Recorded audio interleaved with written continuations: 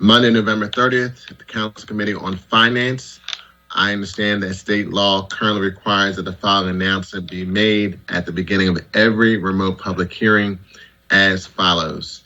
Due to the current public health emergency, City Council committees are currently meeting remotely. We are using Microsoft Teams to make these remote hearings possible. Instructions for how the public may view and offer public testimony at public hearings of the council committees are included in the public hearing notices that are published in the Daily News, Inquirer, and Legal Intelligentsia prior to the hearings, and can also be found on phlcouncil.com. I note that the hour has now come. Mr. Iannuzzi, will you please call the roll to take attendance? Members that are in attendance, will you please indicate that you're present when your name is called, and also please say a few words when responding, so that way your image can be displayed on screen when you speak. Councilmember Cindy Bass. Good afternoon. I am present. Thank you very much. Hope everyone had a wonderful Thanksgiving. Councilmember Alan Dom. Good afternoon, Chairman Green and colleagues. Hope everyone's well. Councilmember Helen Gim. Good afternoon, everybody. I'm present. Councilmember Bobby Heenan. Good afternoon, Chairman, and good afternoon, colleagues. Councilmember Curtis Jones Jr. Good afternoon, Mr. Chair. Good afternoon, colleagues, and good afternoon, viewing public. Councilmember Maria Quinones Sanchez. Good afternoon. Good afternoon. And Chair Derek Green. Present. Thank you, Mr. Iannuzzi. I want to thank you. A quorum of the Finance Committee is present, and this hearing is now called to order. I want to thank my colleagues in council and members of this committee for being here this afternoon, and for the public for participating, as well as the witnesses that are scheduled to testify this afternoon. This is the public hearing of the Committee on Finance regarding bill numbers 200573 and 200624. Mr. Iannuzzi, could you please read the title of these bills? Bill number 200573, amending Chapter 19-1300 of the Philadelphia Code entitled Real Estate Taxes by clarifying definitions and process regarding qualification for certain tax abatements based on tax delinquency, all under certain terms and conditions. Bill number 200624, approving a second substantial amendment to the Annual Action Plan 2019 through 2022 to add $11,311,404 in federal coronavirus aid, relief, and economic security act funding, all under certain terms and conditions. Thank you, Mr. Iannuzzi. Before we begin to hear testimony from the witnesses we have here for today, everyone who has been invited to this meeting to testify should be aware that this public hearing is being recorded. Because the hearing is public, participants and viewers have no reasonable expectation of privacy. By continuing to be in this meeting, you are consenting to being recorded. Additionally, before recognizing members for questions or comments they have for witnesses, I will note for the record at this time that we will use the chat feature available in Microsoft Teams to allow members to signify that they wish to be recognized in order to comply with the Sunshine Act. The chat feature must only be used for this purpose. Are there any opening comments from members of this committee? Mr. Chair, it's Bobby Heenan. I'd like to make an opening comment for bill number 200573. I'm not sure what order the bills are being heard. We'll be going with bill number. Give me one moment. We're starting with bill number 200573. So let's begin with that matter, and then after we hear the witnesses from that matter, we'll go to bill number 200624. I'm sorry, I stand corrected. Let me just get my witness list up here, make sure I have this corrected.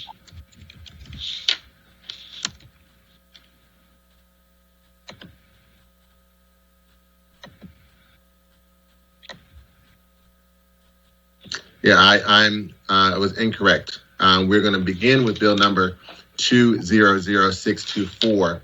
And then after we hear the witnesses on that bill, we'll move to bill number 200573.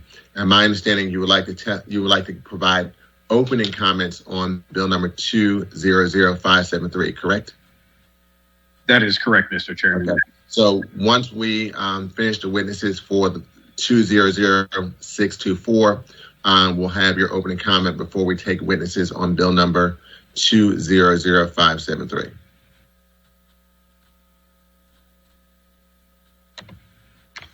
Okay. Any members of council would like to comment on the first bill that we'll hear today, which is bill number 200624?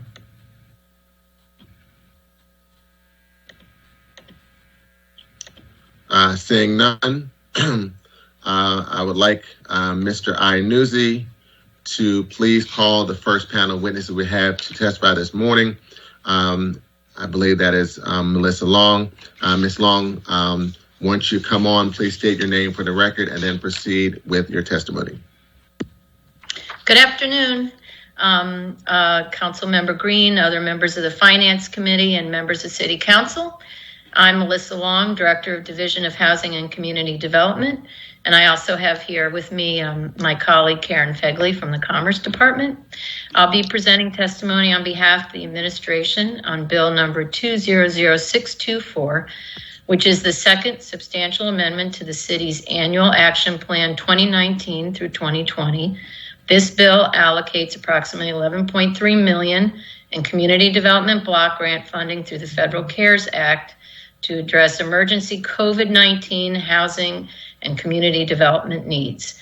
We propose to use these funds for emergency rental assistance, eviction and foreclosure prevention, assistance to small neighborhood businesses. While it's not nearly enough to meet the need, these additional funds are very critical to helping our residents and our communities respond to the needs and the financial crisis caused by COVID-19. Thank you for the opportunity to present this testimony today. To permit expeditious use of these critical funds, suspension of the rules to permit first reading at the next council session is requested. I'm happy to answer any questions that you or any other members of council may have. Thank you, Ms. Long. I just have a few questions. You could... Hold on one second. This era of COVID, I'm having someone print something out. Sorry. Okay, sorry. Yes, Ms. Long, thank you. Sorry about that. If you could kind of give a quick synopsis of how the dollars will be allocated for those different areas and how does that compare to previous CDBG CARES dollars. And I have a particular question in reference to small businesses, but if you can provide some more detail in that information. Yeah, I'd be happy to do that. So there's $1 million allocated for housing, counseling, and legal services, about $7.7 million for rental assistance, $265,000 for TA to small businesses, $300,000 for neighborhood development. And then that compares with that first allocation of $26 million. In that allocation, we did have funding in those categories. We also funded basic systems repair. We had direct payments for emergency mortgage assistance. Vacancy prevention, funding VIP to resolve tangled title issues, emergency utility services fund, and we had some money allocated for NACS. And then, as I said, we also funded the small business rental assistance and housing and legal services, housing counseling and legal services. So for that first allocation of CDBG CARES dollars, what was that total amount? That was $26.2 million. Mm-hmm. And once again, this amount? 11.3 approximately. Mm-hmm. And then Of the amount in the first CARES allocation and now in the second CARES allocation, how much was identified for small businesses? Let's see here. So if we put those two categories, let's see, for the Neighborhood Development Fund and TA to small businesses, that's 565 in this allocation. And in the prior allocation, we also had targeted corridor management. So that was approximately 2.1 million. Okay, so between the two, you said 2.1 million? Mm-hmm. It was 500 for TA to small businesses, 1.1 for the Neighborhood Development Fund, and 510,000 for the corridor management. So roughly 2.6 million in change between the two different allocations. That's about right. Yep. And is this new dollars, or is this augmenting or supplementing dollars that would have been in dollars we would have given to or assisted small businesses prior to COVID? This is a new allocation that was funded, I believe it was back at the end of March in response to COVID. So these are new dollars. They're not dollars that are in this year's annual action plan. Okay. So of the 37 million through the two CARE supplements, we provided about 2.6 million for small businesses. Mm-hmm. Okay. Yes. Okay. So definitely less than 10%. Yes. Mm-hmm. Okay. Considering some of the new measures that are occurring with restrictions that we've had to take because of COVID, are there additional ideas or suggestions that could be used from community development block grant dollars, either past CDBG dollars or other types of opportunities to help small businesses during these new restrictions and during this pandemic? I think I would turn that over to Karen. Karen, do you have any? Sure. So, hi, Karen Begley, Deputy Commerce Director. Councilman Green, is the question whether we've come up with sort of a new ways to use CDBG money, like to apply this in addition to like what we normally, our normal budget lines? Is that? Well, I'm trying to think, I mean, from my experience and, being someone who had worked in the law department representing the Office of Housing and Community Development, we've had different con-plan years, and at times we've not expended all of those dollars. So my question, are there past con-plan year dollars that we've not expended, or dollars that we've expended, dollars that we've allocated for specific uses that for whatever reason those uses were not used? Because my concern is that, we're talking, less than 10% of CDBG CARES dollars being used for small businesses. And I would say that, this pandemic has been both a health challenge for the entire world, but it's also been an economic crisis. Mm-hmm. And so, I pushed for the administration to use additional additional federal CARES dollars for small businesses. And the administration did put in $20 million to match the dollars at the state level. But Montgomery County put in $10 million. We put in $20 million. Other counties around the Commonwealth put in proportionally much more than we did. And some would say, if you talk to some of the community development financial institutions, which I know you worked with our neighbor commercial carders, others would say we should be putting in, $60 to $80 million in federal CARES dollars to help small businesses. And that was before we put in these additional mitigation steps that we needed to take because of the surge of the virus. And, businesses are really struggling, especially our restaurants.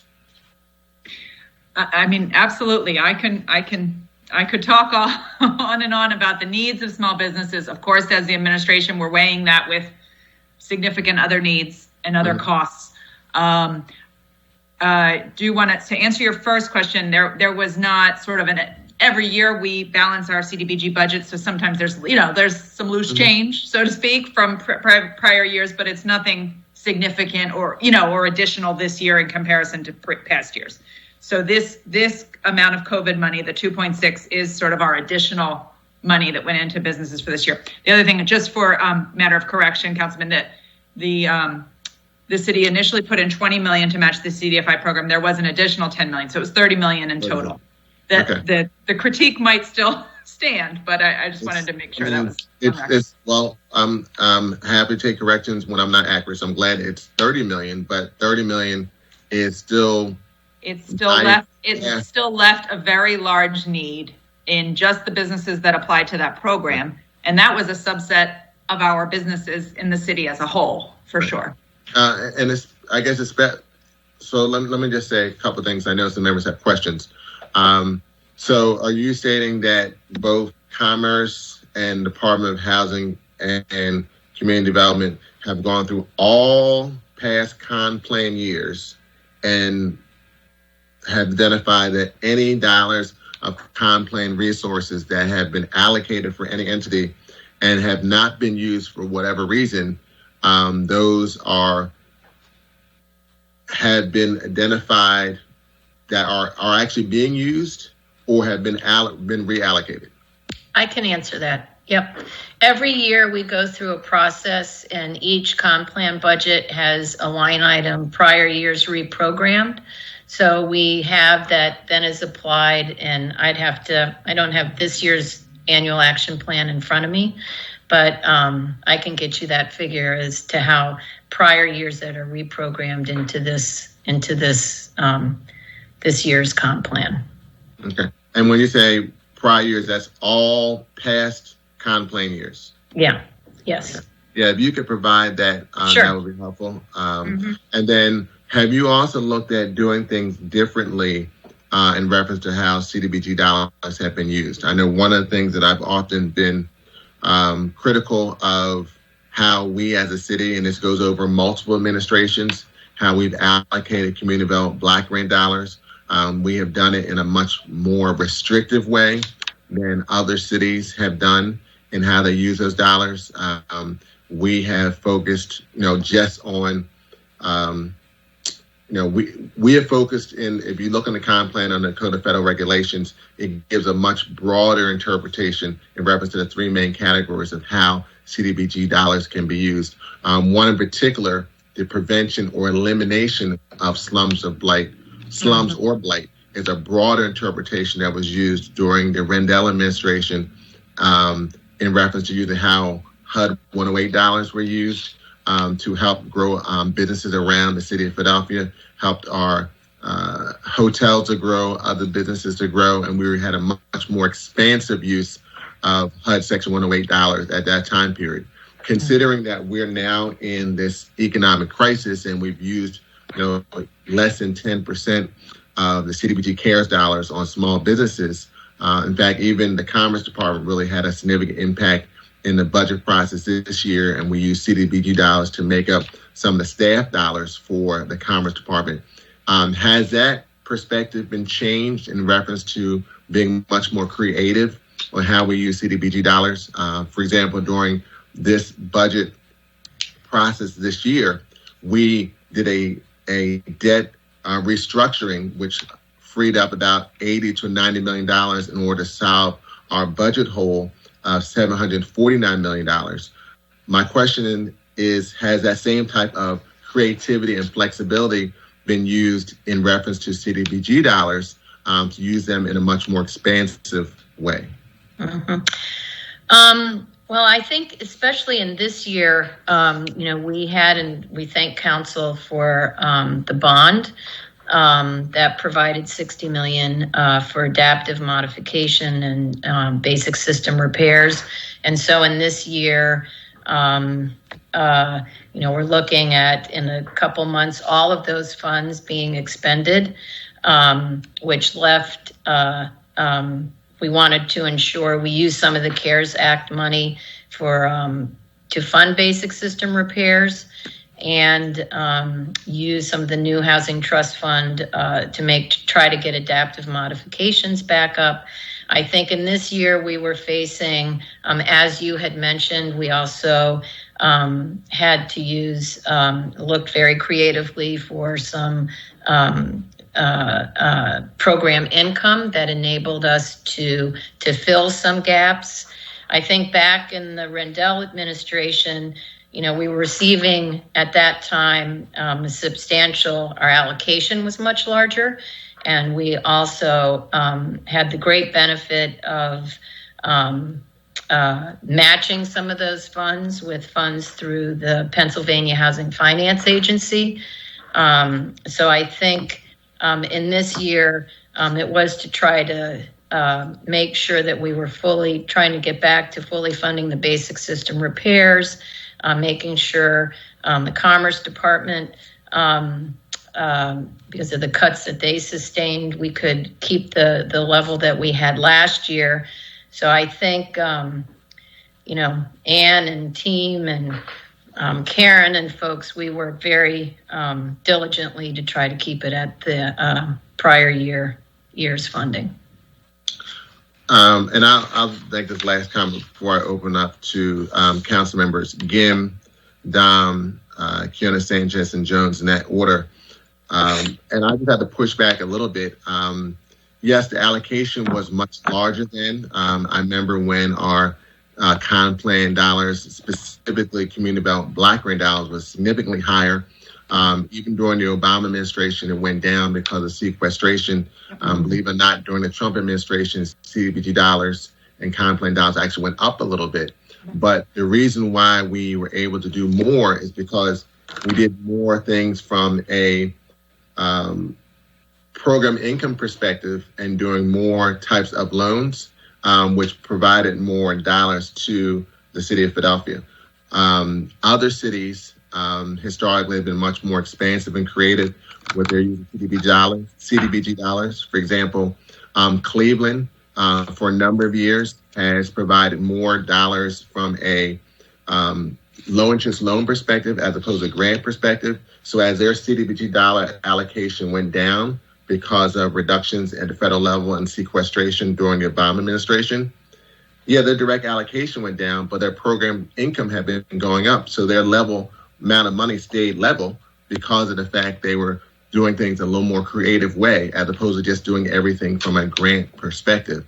And I think that's why they've been able to maintain the amount of community development block grant dollars that they've had even during that time period. Now it's gone down, but didn't have the same drastic cuts that we've seen because the way we budget as a city is just based on whatever we receive from a federal or state agency, regardless if it's CDBG dollars or grant dollars from the health department at the state level or other things. We just do it from a perspective of whatever we receive is what we get, and we're not as creative as we could, or I would say should be. Well, we'll continue. I do know that we are looking very creatively at trying some pilots with non-federal dollars in terms of loans to landlords and looking at how those pilots go. So, and I know that Commerce and PIDC do continue to loan funds. And I appreciate you having a real understanding of CDBG is appreciated, Councilman, because there's a lot to it. And you are absolutely right that our program income has gone down over the last decade or so, I guess. And I guess we're doing less lending, and then we also the interest rates are lower because the interest rates in the market are a lot lower. And we are, unfortunately, we're having some bad timing in that we have spent some program income reserves we had been spending down over previous years. And to your first question about do we have any old money, this is the first year we don't have that old money. And so it's really terrible timing, and with the fact that we have more need than ever. And so we are going to be getting, as creative as possible. And we're always balancing in our conversations with PIDC and even other CDFIs, how can we give them CDBG money to lend in a way that will earn not only get paid back, but maybe earn some additional revenue with interest rates. And yet still we want to use CDBG to do the deals that are less likely to get done elsewhere, right? So we're balancing being really flexible with sort of our underwriting and our lending terms, and still trying to earn some income back on it. So that's sort of a constant conversation we've been having with PIDC, and I think we've gotten to a pretty good place, but it's still putting it into effect and making those deals go through. And again, as you know, CDBG comes with lots of strings attached. So when PIDC lends CDBG dollars, it puts a lot of extra burdens on the borrower. And we don't want, so it's something we're balancing out. We don't want those extra burdens to only be on our sort of most needy borrowers, because that's not fair. But we've got to make sure the deals work and that HUD's not going to come back at us on the back end, as you know. Mm-hmm. You picked one last question. Do we have any outstanding HUD Section 108 loans? On the housing side, no. The housing side, those are paid off, right? Okay. Yep. And what about on the commerce side? Yeah, PIDC has some outstanding HUD 108s that are being paid back. Okay. If you could just provide that information or reach out to Ms. Nevins to provide that information to the committee, that would be appreciative. Hopefully with a new administration that will be coming in as of January 20th, despite what the current occupant of the public housing at Black Lives Matter in Washington, D.C. believes, we could have some more flexibility for how we use HUD dollars, especially Section 108 dollars. With that, point of information. Yes, sir. Recognize Councilmember Jones for a point of information. Thank you, Mr. Chairman. Two things that I think need to be on the record.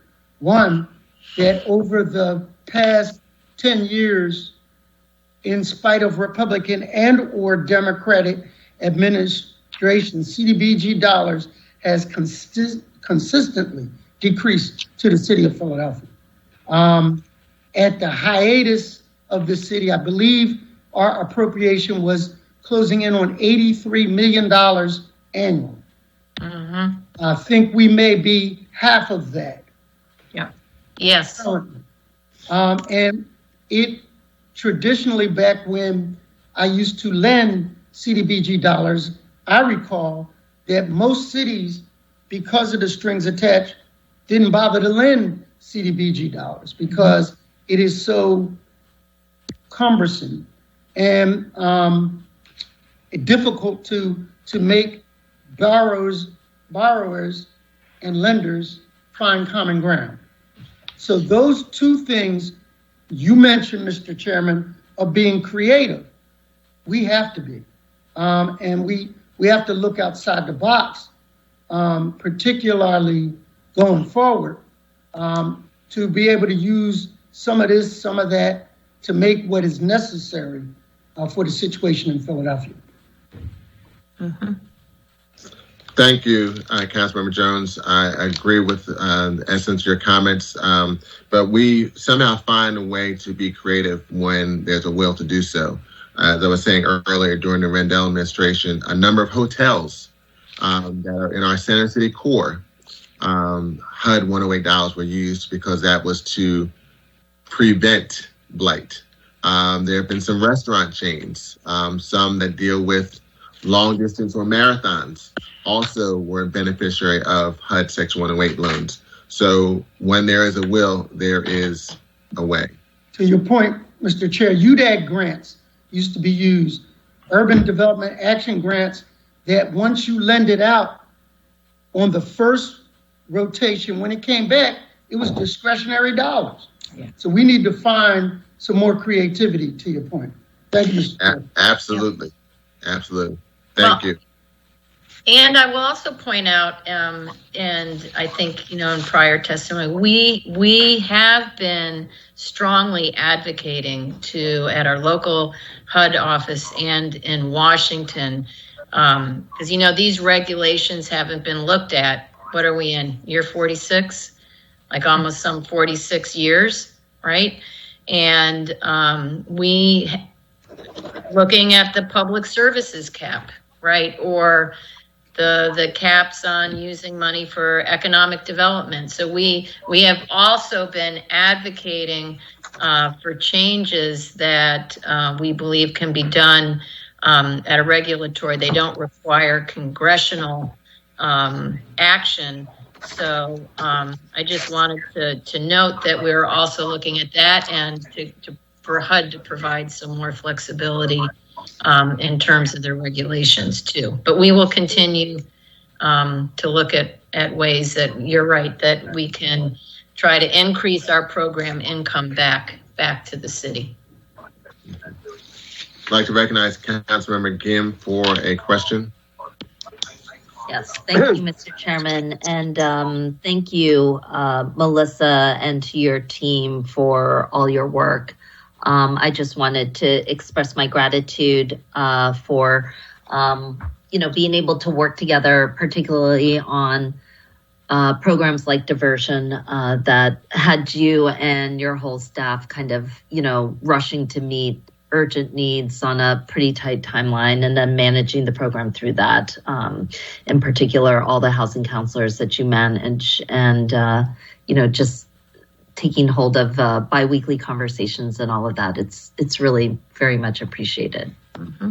And yes, and it really, the big thanks, you're right, it really goes to those folks, the housing counselors, your staff, Councilwoman Maria Quinona Sanchez, all of us working as a team, the mediators, Good Shepherd, CLS, and PLA, because they all did come together. So thank you so much. Yep. And Yep. Yes, this has been an extraordinarily difficult year, but it's been nice to hear that as hard as it's been, people did what we could to meet this moment, even with the resources that we had. And, there's obviously more to do, but it's much appreciated. My question is if you could walk me through a little bit of the money that's being allocated around the rent assistance, the housing counseling, legal services, and how exactly that will roll out, because I know we've heard a lot of different numbers. And so, we had a hearing last week about it, and I think there were, just trying to clarify information that's spent. So if you could just walk us through how the rent assist money will be allocated and to whom, that would be a big help. So I can tell you, and I can confirm these figures with Greg. So, but of that original 1.5 in CDBG, that we launched, we got to give PHDC, Greg, and again, the housing counselors and NACS, huge kudos for getting that up and running in a very quick, short amount of time. About 10.3 or more has already been expended. We have served 4,000 residents with that first allocation. And I believe that with phase 2, the money from PHFA and then the match that City Finance provided will end up serving 6,000. And then as we talked last week, the administration provided another allocation of this, the coronavirus CRF money, I believe 20 million, which we are calling in phase 3. And I've lost for a minute. This working from home is a crazy thing. I think around another 4,000 or so of those folks will be served. We also did get an allocation of 2.5 in general fund to be used to leverage the eviction diversion program, and 1.6 of the CRF money that needs to be expended by the end of this fiscal year. And we're working very hard to get those dollars out as well. And then, yep. Go ahead. Please finish. Yeah, no. Go ahead.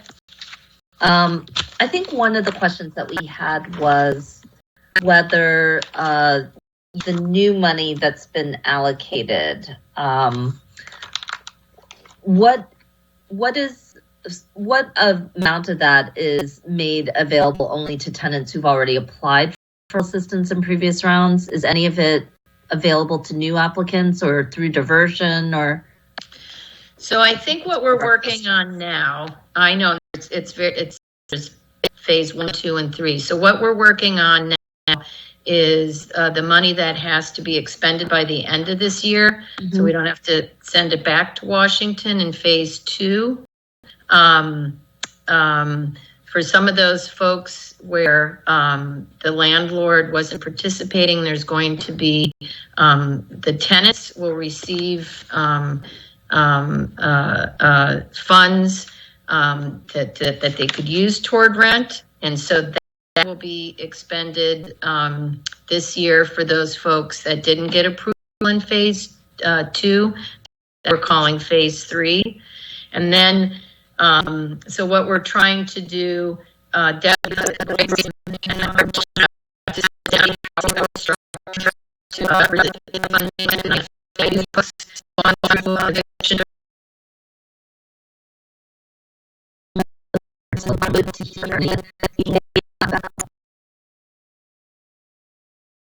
you so much. Mm-hmm.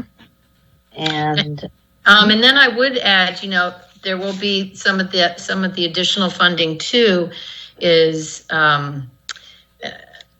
in that category is, the courts for mortgage diversion have been in moratorium. We don't know when those are opening up, but we'll be prepared to also respond to those needs as well. Okay, that's very helpful. And I think, I guess the only other question is any of this money, is some of the money that you were talking about earlier when you talked about it going towards phase 2, is that covering the shift from the $750 to the $1,500 in rent assistance, or it's yes. Okay. And then separately though, the tenants are going to get a direct check, is that right? And that Correct. we can use Yes. towards their landlords. That is correct. And that is for those that the landlord did not participate in that phase, but the tenant did. Yeah. And I think we had something, I think the last data, although this may not be entirely up to date, but when we had the last questioning around it, there was something like 40% of tenants who applied had a landlord who didn't. So we were in the hundreds, is that right? Or is it in the dozens? So hundreds. I mean, and there were. What do you know? How many? I mean, you have a certain allotment, obviously, but is there maybe a set goal to serve for the tenants? Oh, for the phase 3? Yeah, it's 5,000. 5,000 tenants.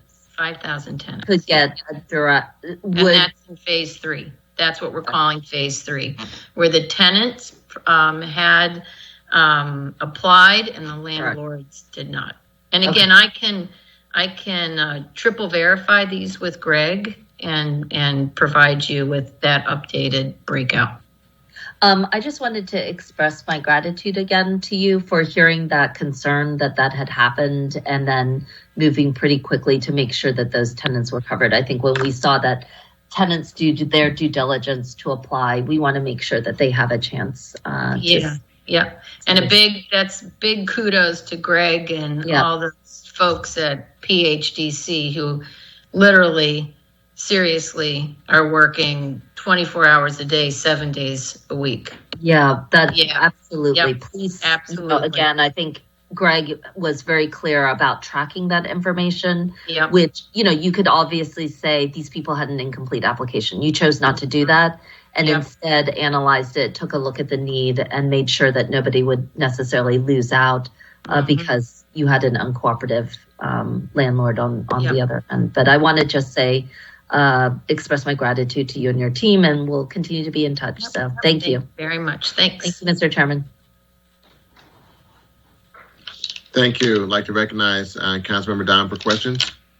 Thank you, Chairman Green, and thank you both for your testimony. Just 2 quick questions. Can you explain, I think on the chart it said $2 million for administrative costs. Can you explain how that would be allocated? Sure. I think in that first phase, we didn't take the full 20% that we were allotted. And so, as you can imagine, over the past months, there's been, we are all hands on deck. So it'll go toward folks at PHDC that are working on getting that emergency money out for basic system repairs. Certainly in our contract admin and program, the amount of hours covering staff, that are working on the details of these programs. Certainly in rental assistance, in commerce, it's all the admin that's required to get these programs up and running and to make sure that they're operating that have been over the past 6, 7, 8 months. And I'm hopeful I'm hopeful that there's a post-COVID, right? So it's really to cover those staff working on all these projects and programs. Okay. Is that 2 million fully committed at this point?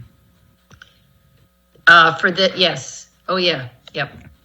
And I want to back up my colleague, Council Chairperson Green's comments about some of these small businesses. We basically shut down fitness centers, gyms, indoor dining, and restaurants. And I'm starting to see the effects even this week, beginning today, of places shuttered, closed, not reopening. It's a nightmare. And you talk about rental assistance. We're going to need a lot more rental assistance if all these people in hospitality are out of work. We're just creating a bigger problem. I understand the health issues, but we have to figure out a safe way to get more people back to work somehow, because this is going to be an avalanche of problems if we don't solve this. And it's just going to I'm going to tell you right now, this is going to get a lot worse before it gets better if we don't figure out how to get these people back to work. Anyway, thank you very much. Thank you, Mr. Chairman. Thank you. Thank you, Councilmember Dom. I'd like to recognize Councilmember Maria Kiana Sanchez for questions. Thank you, Chairman Green, and thank you, Melissa. Again, just want to reiterate what Councilmember Kim was saying around all this work, and I think Councilman Dom is right. Things are going to get worse before they get better. For Commerce Department, and I look forward to working with Councilman Green, who's part of National League of Cities, around how do we establish the federal lobbying that we need to change CDBG.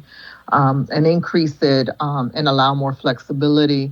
But I wanted to ask Commerce, because I know over the last 4 or 5 years in particular, we really have been trying to match and leverage some of the CDBG money with general operating money because it is freer and allows you to do more work. How does Philadelphia fare with other cities in their leveraging of CDBG dollars with general operating funds to support some of this activity? Can you speak to that?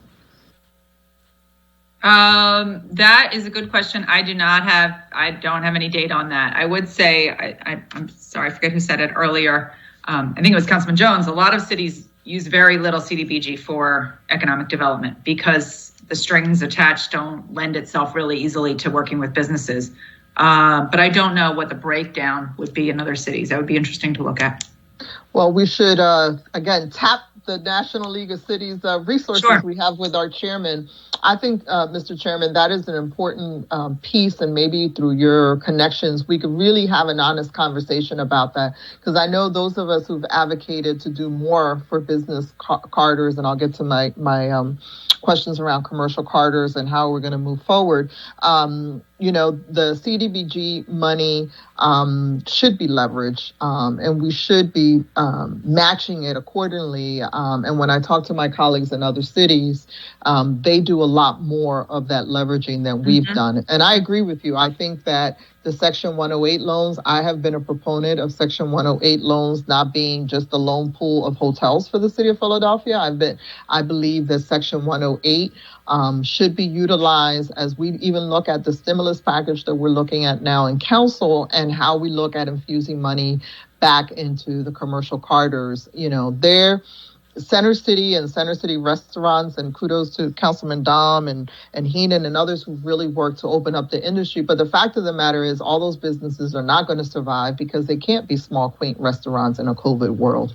But what the opportunities does that give us from a commercial corridor perspective, right? I represent South Kensington. I have an interest in folks looking at this as another destination point for potential businesses where we haven't seen businesses grow. So to that extent, Karen, what are the conversations you're having as people find themselves struggling to pay downtown commercial rents? Is there any interest for people looking at neighborhoods as possible relocation, and how are we prepared to support businesses in that transition? Yeah, we are always, that's why we have our business services line, as well as the relationships we have with sort of all of our intermediaries, the CDCs and the business improvement districts, to try to make those connections. I wouldn't say we've seen anything, statistically significant as far as businesses looking to relocate. I will say there has been an uptick, anecdotal at this point, but of people opening businesses. So there is interest from people who are starting businesses now. But that is an interesting opportunity, Councilwoman, the idea of like businesses wanting to relocate to lower rent situations. I guess as everyone at this point is waiting for some of this stuff to play out and settle down, but that's something we would want to jump on. And again, we maintain that network. So when we know of a business looking for that, we kind of get the basics of what they're looking for. We go through our list that we know from our corridor managers, but we also sort of send it out and make connections to specific areas to say what they have. Sometimes, as you know, some of these corridor buildings, they're not necessarily listed with a broker, but if you can get to the owner and you can make that match. It just takes a little more legwork. So. Yeah, we've asked the Planning Commission to help us kind of design what an incentive for affordable commercial space would look like in areas like American Street, where, we are being pushed by the development interests that want to come into the area. So I think there's some space around in this conversation for us to say, and I know we're debating the abatement and we're going to debate the commercial abatement. There is availability of commercial spaces. There's a lot of new developments that we're asking people, and notwithstanding the bank challenges with banks zeroing out commercial space in some of these development performers, which make it difficult, right? Because I think we think we're the only ones to set policy, and banking lending practices sometimes set community development policy in a more blunt way, blunt instruments than we do. But I think there's a space here for us to create opportunities so that as restaurants have to make decisions with high rents downtown, or the new COVID reality that they need more space, right?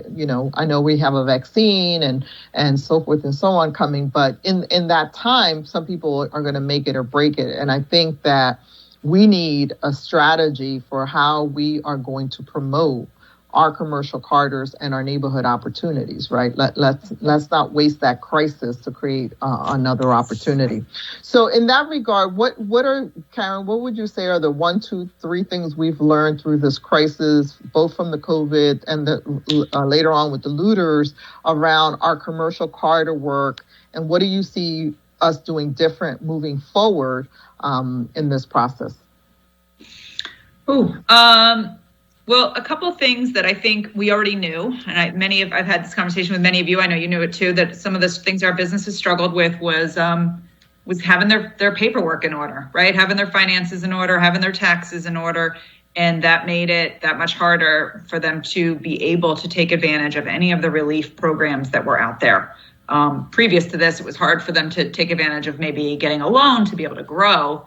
But now it was, it might have been the difference between getting some relief and not. And so we were already looking at that. We have stepped up. We're using our COVID CDBG dollars to step up our business technical assistance fundings to provide more of that kind of one-on-one help to businesses. So that's one. We just need, and that kind of stuff often has to be done one-on-one. It's really intensive. It's a lot human intensive. The other thing is we think we really, again, something we already knew, but highlighted during a crisis is needing local ownership of properties, whether that's the businesses themselves who are committed to being here, or whether it's maybe the local nonprofit that, will commit to this space, will make sure that they can keep the tenant in the space.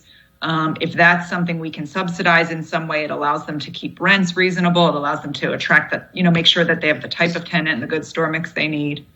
And that goes to also, I guess it's like a third thing, something, again, we've already talked about is the need to figure out how to do upper floors if the business, if somebody owns the building, they can continue to get rents, leverage their rents through different uses. So those are some of the things that we're looking at, and this is just stepped up, as well as obviously, racial equity and opportunity in any of this. We have to get out of our own way sometimes and figuring out how to help the people that need help. So thank you for that. I look forward to working on, how do we strengthen the capacity of our commercial corridors so they better can support. I know that in my conversations with the African American Chamber as well as with the Hispanic Chamber of Commerce, I think we need to really ramp up that one-on-one technical assistance with some of these businesses, and identify good accountants and the good guys, right? I think one of the things I've always known as I've been doing tax reform legislation is that we got really bad accountants that give really bad advice to small businesses because they could not demonstrate losses because of the way their accountants spread out and manage, and reconcile their accounts, right? So when you're soliciting funding and you want to show a loss, when you're 1/12ing it all year long, you create a disadvantage for yourself around being able to prove that you've had COVID losses because you don't register them, right? These end of the year reconciliations. And I know we're getting in the weeds of it, but that's where we got to go. We have to go to the weeds of it. The back office is what hurts these small businesses and their capacity to grow and to access capital and all of those other issues. So I think we have to be very intentional around this space.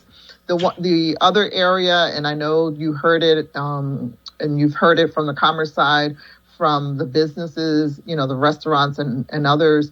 Commerce Department needs to lead the conversation with the administration around all of these January 1st, February 1st, March 1st permit fees, licensing deadlines that we have for businesses in the city. And you guys have to be at the table. The city has to really look at this about what can we waive, what should we be waiving so that we can give people opportunities, right? And this is one of the opportunities we get to look at as Rob Wonderling reminds us, the 157 steps to open up a business, right?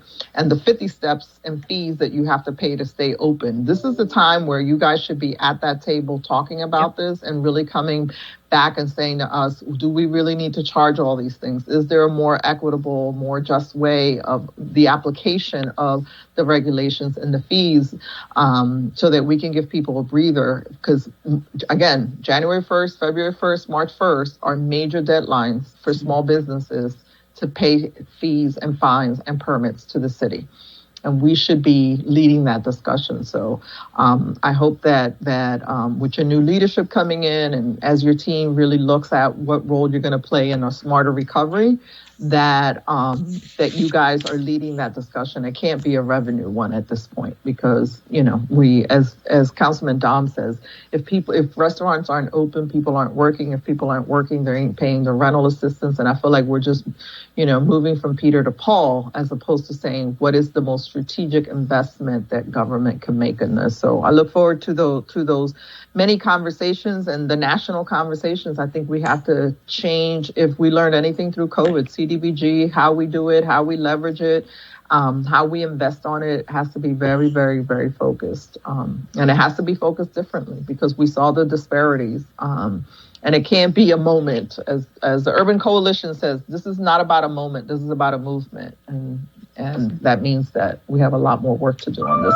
So thank you both ladies for all the work that you did. Thank you, Mr. Chair. Thank you. Thank you, Councilmember Maria Kiana Sanchez, for your questions. Definitely agree with you in reference to needing to be more creative, especially at the national level. With the new administration coming in, and we don't know who the HUD secretary will be, but I think that'll be an opportunity, especially as Ms. Long stated, that we're in conclave number 46, which just saying the number 46 makes me think that I'm much older than I think I am in my own mind, because I remember conclaves 30 and 28 and 29. So how about I started in this industry when they were like at around 18 or 19? 18, 19, right. I know. Yeah, it's hard to believe we're at 46. Also, I'd like to make a note that we've also been joined by Councilmember David O. Thank you for being here. I do see you note in the chat feature. I'd like to recognize Councilmember Jones. Let's see if he has questions. And then after Councilmember Jones, we have Councilmember Bass.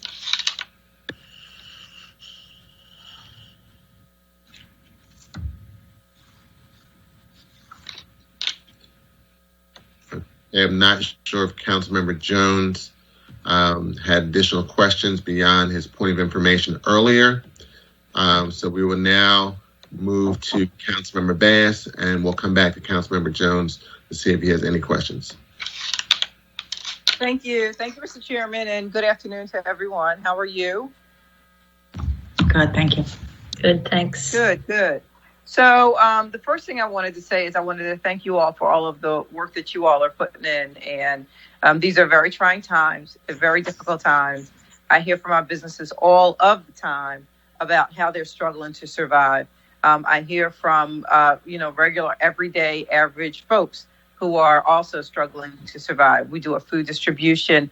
At one point, it was every day of the week. Now it's down to one day a week, but the need has increased just exponentially. And so when I hear that we've only spent about 10% of the dollars towards small businesses, it's incredibly disappointing. And I know that we have a unique set of circumstances here, but this is something that continues to happen over and over and over again. And I know you've addressed it in a number of different ways, but I can only say how just disappointing it is that we cannot seem to spend down money when people are in need. And it's just incredibly disappointing because, we hear from our people. We hear from them all the time about what they need, how we can be helpful. And when there's money just sitting there, it's hard to help them understand or understand on their behalf what's actually happening with the city and why we can't get these dollars out. So I really just had to say that. The other thing I wanted to say on a more positive note, if you will, is that I think, Karen, you mentioned that there were new businesses starting that, an unexpected offshoot of what's happening is that there are a lot of new businesses that were starting that, were unexpected. So can you talk about who is that? What kind of businesses are they? What does it look like? Are they more professional services? Are they more, basic services? Are they, goods and retail? Can you talk about what types of businesses are we seeing that are starting now? I'm just very curious about that. I can't talk in any kind of confirmed way. The ones I'm thinking of and that I've heard from my colleagues who, staff our business services line are mostly like retail opportunities. We are chalking it up to two things. One, whenever there's, I guess, a recession and people losing their jobs, some people may take this opportunity to start something. That I feel like might normally take a little more time. So we might not be seeing them. I think what we might be seeing is people that were going to start their business in April or May, and now it's, it got pushed back. So it feels like it's a little bit more right now. But yeah, I don't have any good, I don't have any data on top of my head as far as the types and the different industries. Like I said, I know there's been a couple retail. There was an opening this weekend up in Mount Airy of a Black-owned high-end, I guess, baby gear retailer, which was really nice. Yeah. So, and I was glad to see she got some news. But we'll try to put our finger on that as we move forward and see what we can figure out about industries. Councilwoman, you're right. That's a great. That would give us some good perspective. I think so. I think that, the more data we can have on who it is, what kind of businesses they are, where they are, I think that would be helpful to us as we really try to get a good picture of what's happening economically in the city. And also lessons learned. What can we learn from those businesses that are starting up? Maybe it's, as you said, some people are, taking this as an opportunity. Maybe they have lost employment from their 9 to 5, but always had a dream and now are following up on that. And so, how do we encourage more of that if that's actually the case, if that's what's happening? How do we invest more money into that? So the more information we have, I think the more helpful we can be to you. Okay, thank you. Thank you, Mr. Chairman. Thank you, Councilmember Bass. I think that's a great idea. I would echo those sentiments. Also, I think it makes sense for the Commerce Department to reach out to not only the Greater Philadelphia Chamber of Commerce, but also the various other chambers to see if there are new members coming into their organizations, or they're hearing about new businesses that's starting, maybe doing some type of census or some type of questionnaire, or just some outreach to those organizations to see what are they hearing in reference to new businesses, as well as using our existing CDCs. The Philadelphia Association of CDCs have commercial carters, and they also can provide that information. But I think that's very important information, especially as we're dealing with such a significant economic crisis. As you were making reference, Ms. Fagan, a few moments ago, I did get a chance to attend the opening of Buddha Babe, which was started by Tina Dixon Spence, right there at the corner of Emlyn and Mount Pleasant. And it was a retail storefront. And it reminded me of when my wife and I opened up Soul's a Shoe Experience during the last kind of economic downturn. And she was someone that started this business out of necessity for her son. Started making baby bibs, I think 2014, and then decided that she wanted to open the storefront and decided to do it now.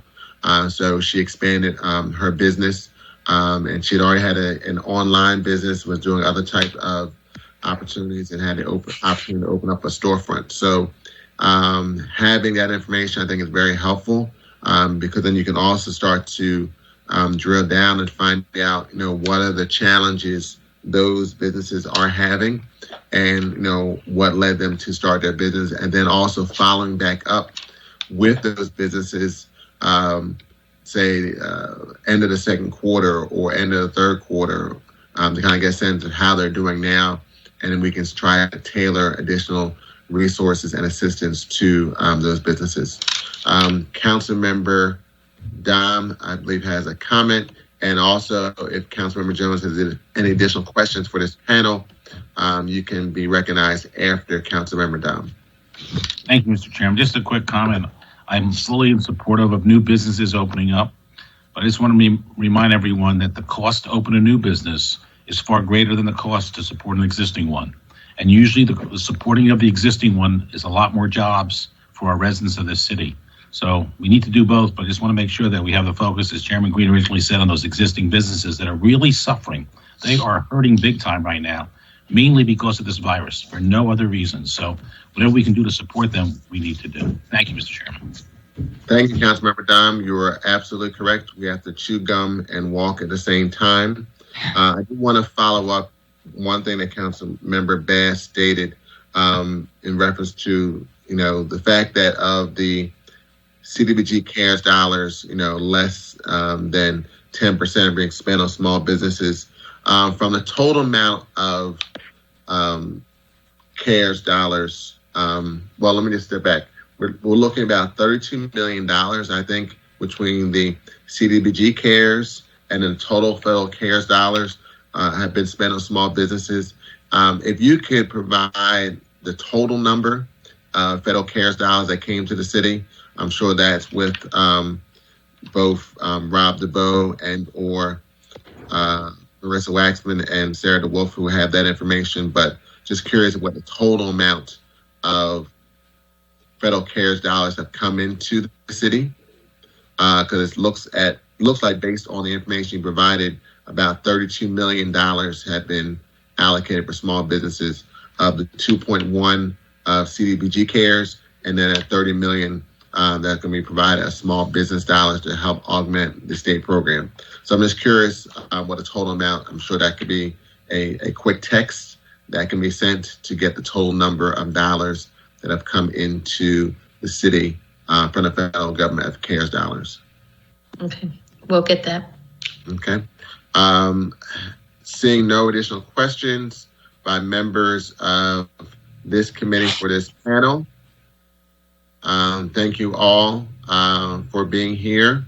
We'd like to now move into the next panel regarding bill number 200573.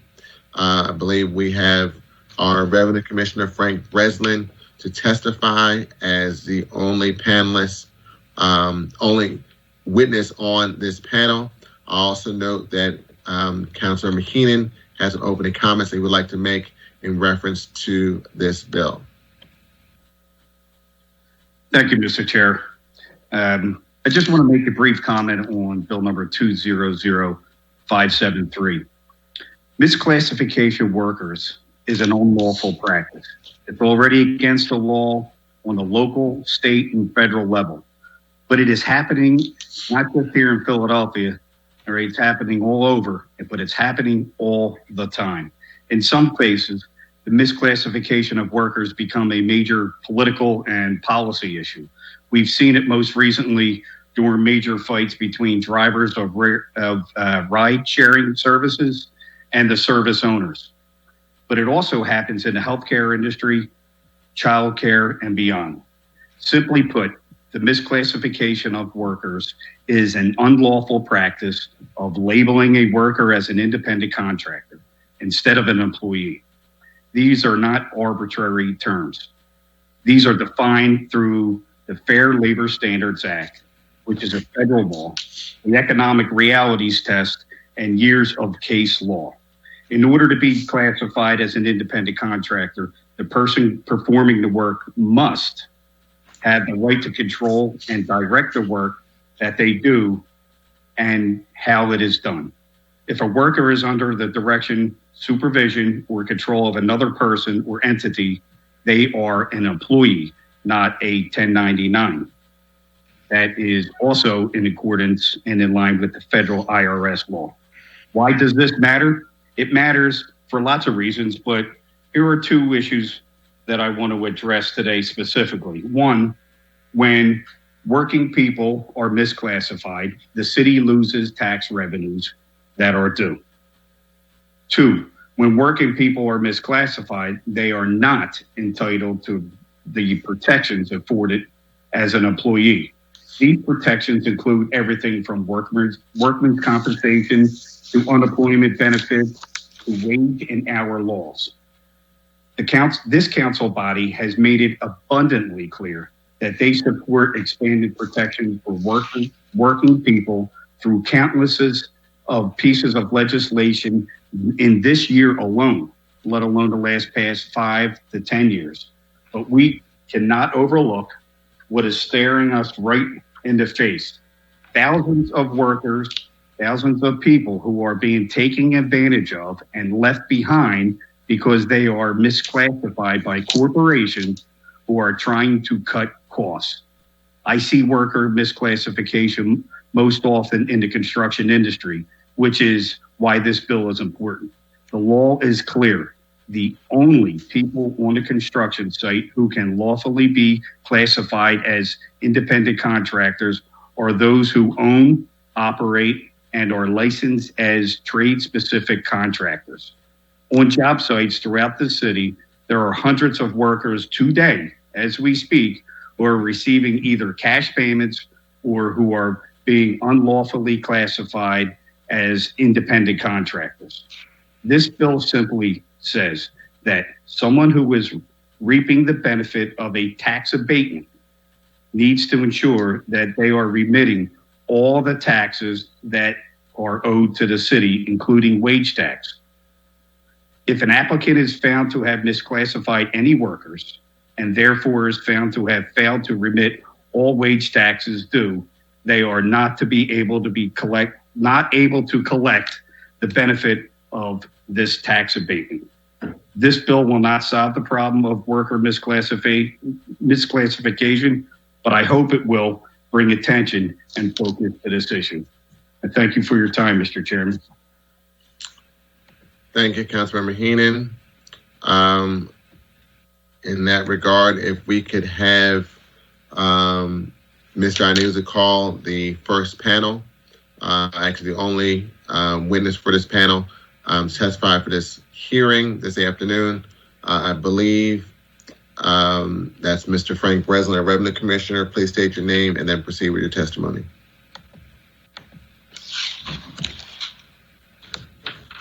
Good afternoon, Councilmember Green and members of the Committee on Finance. I'm Frank Breslin, Revenue Commissioner. Thank you for the opportunity to testify in support of Bill number 200573. This bill clarifies the definition of delinquent tax to include the failure of any employer to pay over to the city any wage taxes that were collected or that should have been collected, but for the misclassification of workers for applicants to the tax abatement programs. Additionally, the bill requires the taxpayer to provide the department such documentation as the department shall require in order to determine whether there is any delinquency, including whether the taxpayer has paid over to the city all required wage taxes. The administration, like council, believes that worker misclassification is an unacceptable business practice that hurts workers and costs the city much needed revenue. The problem is not just in Philadelphia. Worker misclassification is an issue faced by jurisdictions across the country. And like other jurisdictions and even the IRS, Philadelphia is challenged to enforce applicable protections against worker misclassification. This bill will add one more tool to our enforcement toolbox to fighting worker misclassification that goes along with our regular audit and enforcement processes. Thank you for your time, and I'm happy to answer any questions. Thank you, Commissioner Breslin. I noticed that Councilmember Maria Kim Sanchez has a question, and I think Councilmember Heem also has a question for you as a witness. I just have some basic questions before we get started with other members from council. And I understand the legislation focuses on people that should have been tax that should have been collected. I know this is an issue, especially with this new gig economy and people, and even I think some businesses taking a business strategy of identifying all employees as an independent contractor as opposed to an actual employee. And this has created significant changes and nuances in interpretation in labor and employment law. My question is, how will the city enforce this, especially for those who should have collected taxes, wage taxes? So, I mean, as I referenced, we have normal enforcement practices, which if we get any leads or during our normal audit, we go through the 1099s and ascertain whether the subcontract employees are actually subcontractors, valid subcontractors, or whether they're misclassified and are employees. In the case where we determine that they are employees, we then assess the employer for the wage taxes, including interest and penalties. Sometimes those leads sometimes we find that through our normal audit process. Other times it's from a lead that could come from anonymously.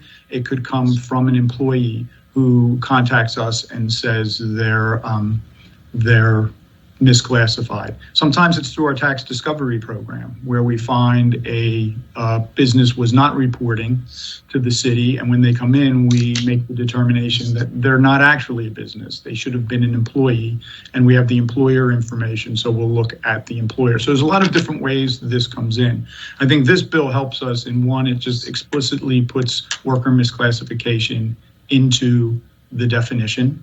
So it really highlights the issue, and it gives the department the authority to request additional information as deemed necessary.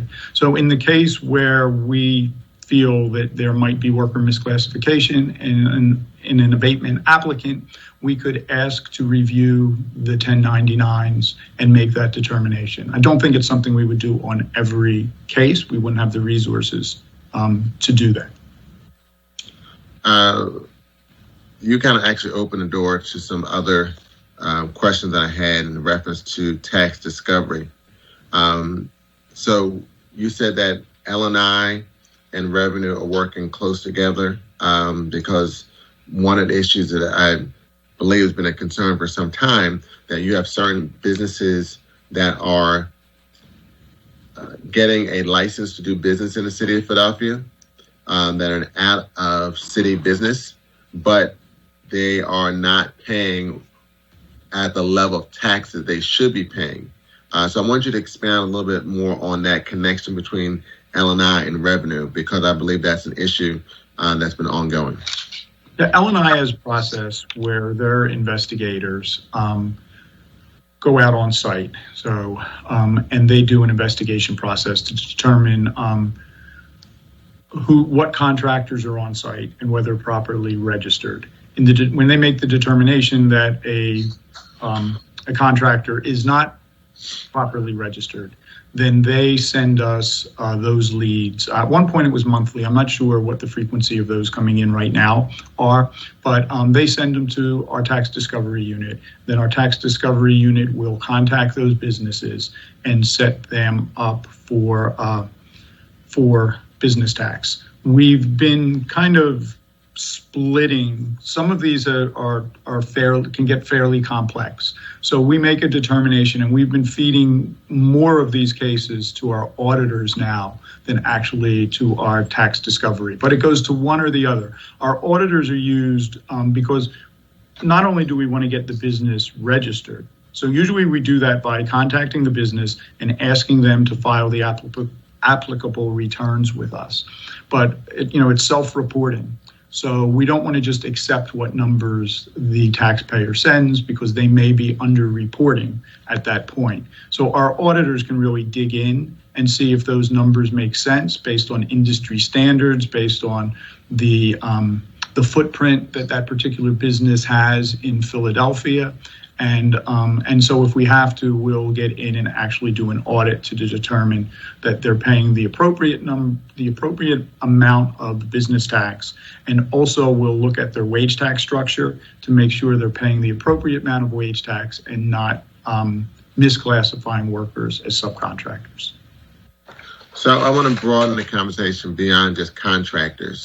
So if a business opens up and gets a business privilege license from the city of Philadelphia, is there any type of cross-referencing revenue, say at some point, 30 days after license issue or 60 days from a technology perspective, to see if those businesses are paying taxes to the city of Philadelphia? Well, actually what happens is the kind of the check is built into our system. So once the account is set up, then now there's lag, of course, for a lot of the business taxes, right? Because the business income and receipts tax and the net profits tax won't be due until April of the following year. So we won't see any business taxes immediately. The following year is where things for those taxes would kick in. And then we have a non-filer notice process built into the system.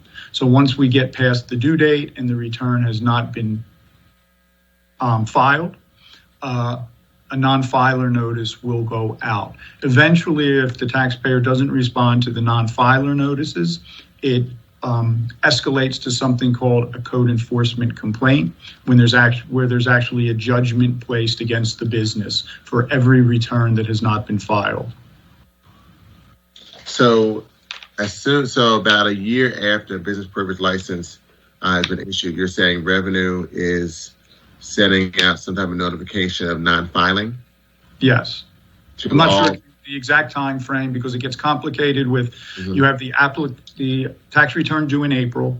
Businesses are able to get an extension till October, so there can be significant lag there. Right. But it's an automated process that those notices will go out, and we do that for our monthly filing too. So similar notices can go out for use in occupancy tax, for liquor tax, so we really have an automated process that then automatically escalates into these code enforcement complaints, where a judgment is actually filed against the taxpayer for each of the non-filed returns. So those fines can get significant, and that could also affect the taxpayer in terms of getting financing, able to be getting finances, because those judgments will show up. And when you send that automatic notification, is there any way of checking to see that if that entity had opened up multiple accounts in different names or different perspectives, that you're sending those to all possible? Like if I'm a multinational company and I open up, say, Derek Green, Pennsylvania LLC, but my international is Derek Green, and in different states I do different things in different cities, is there a way to make sure that I'm not getting the benefit of opening, but then not paying the full amount of taxes, even after that lag period of time? Well, we don't do consolidated filings. I don't want to get too into the weeds, but we do kind of separate filings. So even a corporation that kind of has, it's kind of an umbrella corporations with multiple companies reporting up, we would require each of those companies to file. Some states and some jurisdictions do what they call combined reporting, where only the one company reports for everyone. We don't do that. So we require each of those entities to report, and then the process I just described would apply to each of those separate entities. So there's really no ability that at least limits any ability to be able to hide behind an umbrella or I'm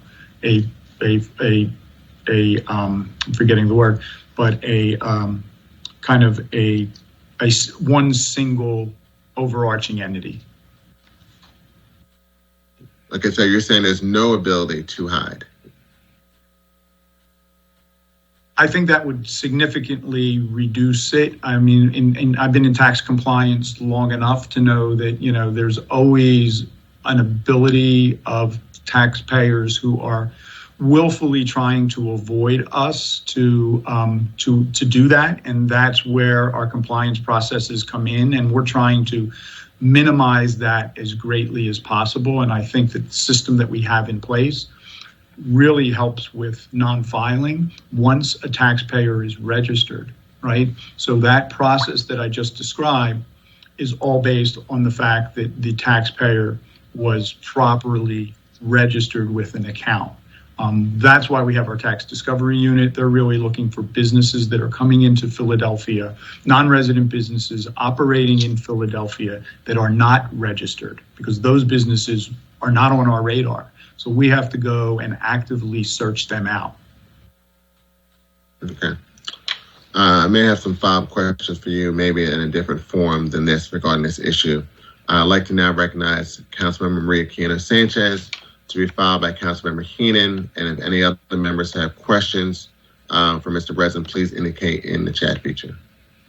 Thank you, Mr. Chair. I just want folks to know that I did talk to the bill sponsor about this legislation, and I agree with him that there are thousands of businesses who take advantage of workers, particularly low-wage workers, and may misclassify them so that employees are not eligible for all the benefits that comes with an employee, that there are standing laws around this issue and around what is legal and what is not legal. I'm particularly aware of the situation as chair of the Committee on License and Inspection. For 12 years, I worked with many of the tradesmen as we tried to counteract some of the bad construction processes, particularly around public safety and access to folks for OSHA and some of the safety standards.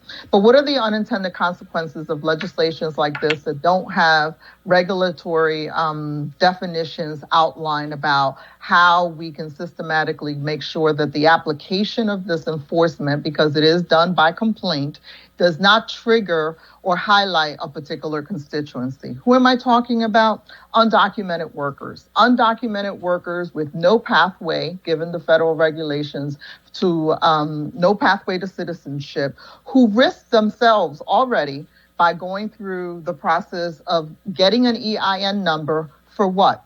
For the purposes of acknowledging that their work exists and that they want to pay taxes.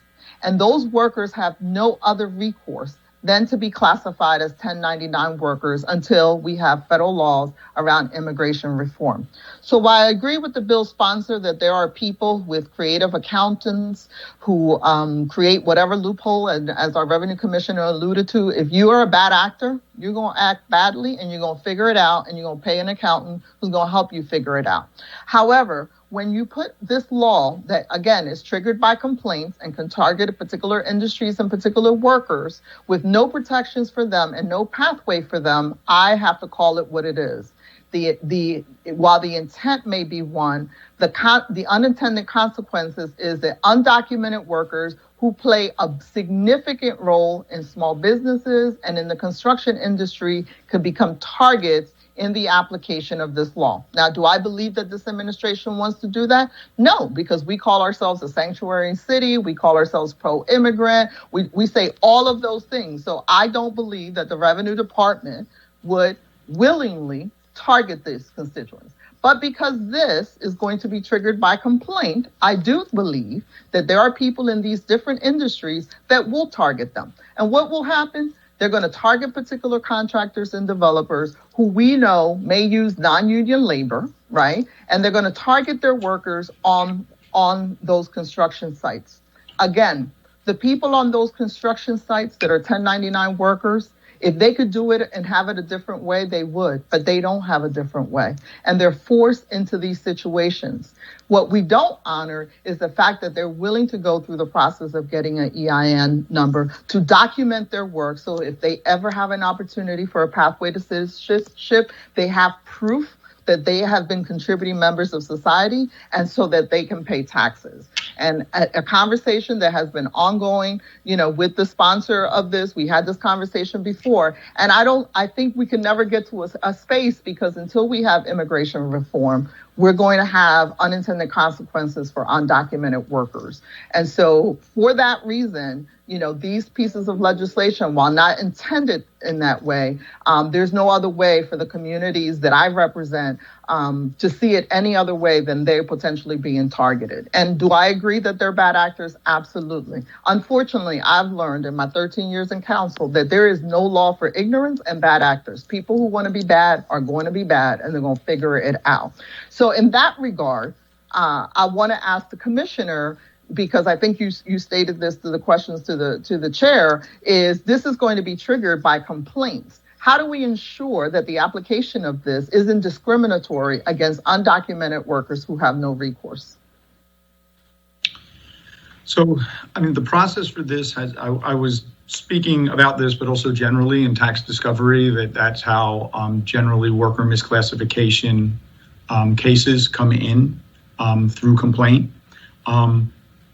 In light of it, I don't know that that is how it would work for the abatement process, since those abatement applications are coming from OPA to the Department of Revenue, at which point we have to do a compliance check on those. So our normal compliance check is to look at the entity and see if they have any non-filed returns, and if they have any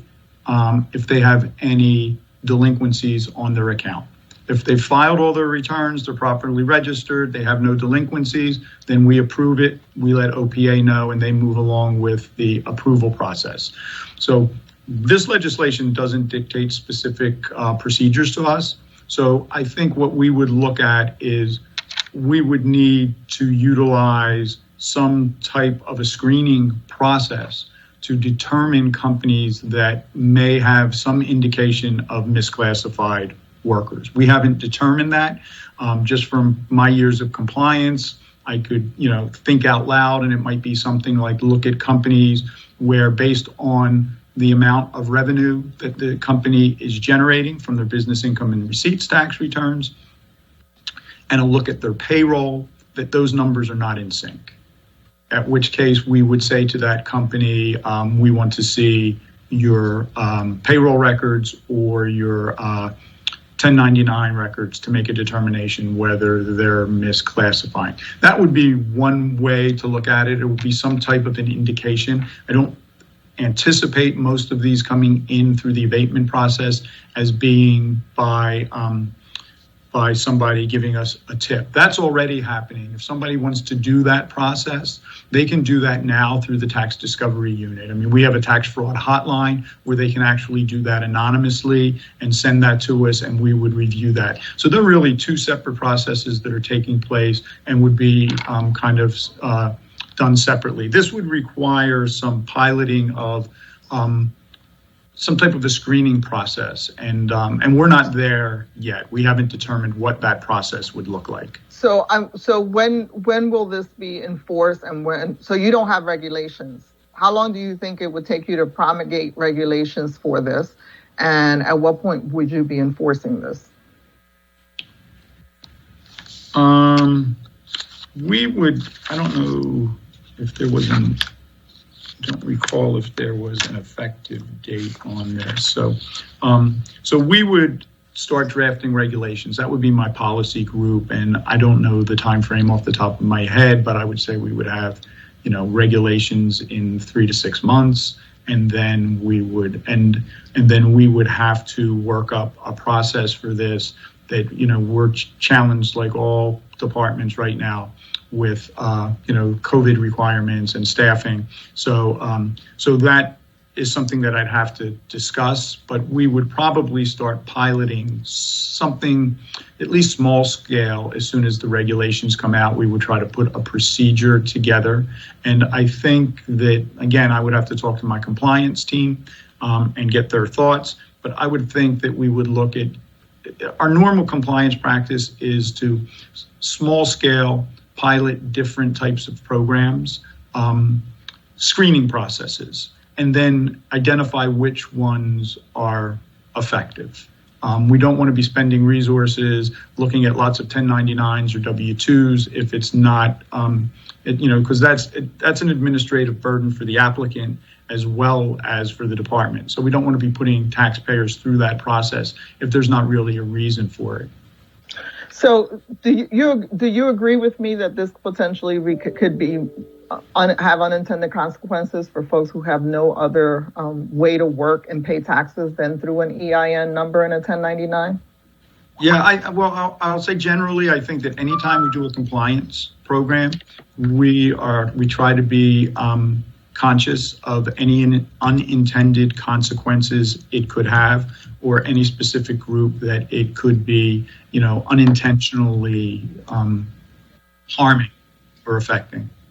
So again, and I know the bill sponsor has some questions for you. My request is going to be, and to the members of this committee, look, Councilmember Heenan has been consistent around this underground economy. I don't want anybody skirting taxes if we don't have to. I prefer to see this done in some sort of pilot that is not an ordinance, but some sort of pilot that can demonstrate that it won't have unintended consequences versus legislating something that could potentially have, especially because regulations are not promulgated.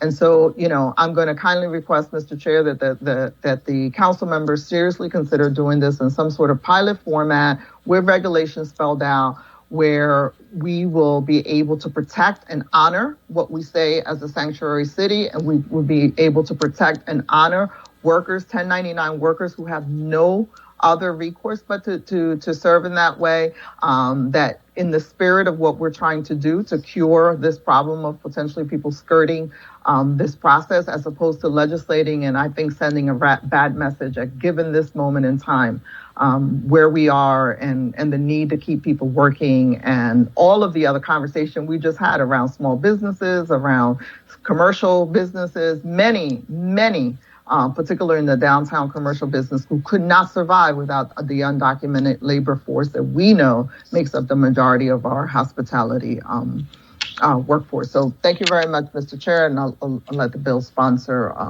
ask those questions. Thank you. Thank you, Councilmember Sanchez. Before I recognize Councilmember Heenan, I just want to follow up on that point regarding regulations with Commissioner Breslin. Did you give a range of time? I know you gave us some perspective, but I didn't hear a specific range of time for when it would take to have regulations implemented. I know can't give a specific day, but month of time here, but I didn't talk to my policy people. I said I would talk to my policy people, but that I anticipated 3 to 6 months. Okay, thank you. I'd like to recognize Councilmember Heenan. And then after Councilmember Heenan, we'll hear from Councilmember Bass. Thank you, Mr. Chair. And, my question to the commissioner has been answered, and I do want to, make a statement and to, my colleague, Councilmember Sanchez, as we've had these conversations in the past, and we've had it today, as we work forward to making sure that every worker in the city of Philadelphia is protected in every way we possibly can. In this case, the law in question is defined by the federal government, and that is why we, on a local level, try to work on worker protections such as fair work week and with predictable scheduling and time for loved ones as we move forward. We're looking for the right of return and right to hire coming off of this devastating economic COVID crisis that we're in. So I certainly understand your sentiments and your fight, and nor would I ever, as our past conversations, want you to ever give up on people who need help and support, especially in your district. So I want to thank you for that. And, the commissioner, I just want to make sure that that we say this clearly again. All right, it will take like 3 to 6 months to go through regulations. Every member, I know the council member Sanchez, will continue to voice her concerns, and I'm sure we have the ability to see what the unintended consequences are as regulations are drafted up and vetted through, because we don't want a devastating unintended consequences for all workers. But I also want to remind members of this committee and our commissioner that this bill is not for every work site in the city of Philadelphia, although the law is clear. All right, there are only 2 types of workers on a construction site. You are either a licensed contractor or an employee of a licensed contractor. This bill in front of us here today, strictly and narrowly, is to those who are seeking the benefit of a 10-year tax abatement, which is much more manageable when it comes to the process of tax clearance, which may not be on a complaint-driven basis, as the commissioner had stated. This is a compliance when somebody receives a permit for the job and they make application for the very rewarding and rich benefit of a 10-year tax abatement. So I think it starts with that. It's a lot easier to manage that way as opposed to complaint-driven, because there were other avenues for complaint, as the commissioner had stated. So, Councilmember Sanchez, always look forward to working out issues with you or being in part of the conversations as we move forward. So, thank you. Thank you, Councilmember Heenan. I'd like to recognize Councilmember Bass for questions. Thank you, Mr. Chairman. I just had a couple of quick questions. Actually, just really one quick question and a statement. And my statement is that, I see both sides of this issue, both with what Councilwoman Maria Quinones Sanchez discussed earlier in terms of making sure that the unintended consequence is not someone who, was working hard and trying to support their family and trying to make it, especially during COVID, that they're not bounced off of a site. And also at the same time, making sure that, as Councilman Heenan just mentioned, that we don't have some folks who are unscrupulous who are taking advantage not only of workers but of taxpayers by skirting the spirit of the 10-year tax abatement. So, I just wanted to mention that. My question for the commissioner is because this is something new, and when we do new things in Philadelphia, sometimes we get it right, and sometimes we get it kind of right, and sometimes we don't get it right at all. I'm wondering if we have looked at what other cities that have similar policies or these policies in place, have we looked at them? What are the outcomes? What kind of things have we seen, and can we learn from others who have the same type of policy in place? That's a great point. We actually have not. I don't know of another jurisdiction that has a policy like this in terms of their tax clearance tied to their abatement program, but I'm sure we can look at that and look for best practices. Thank you. I would greatly appreciate that, because I'd like to see who else is doing this and how they are faring. So if you could get information to the bill sponsor and also to the chairman, of course, that would be fantastic. Thank you, Mr. Chairman. Thank you, Councilmember Bass.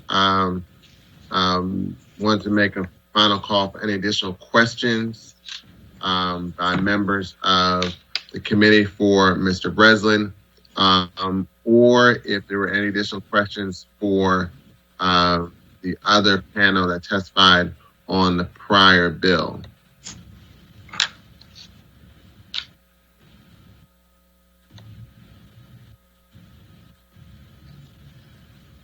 Seeing none, I want to thank all the witnesses who were here today. And before I do that, I want to make sure there are any other witnesses that were not scheduled to testify before this committee, and they would like to provide or offer testimony on any of the bills being offered today.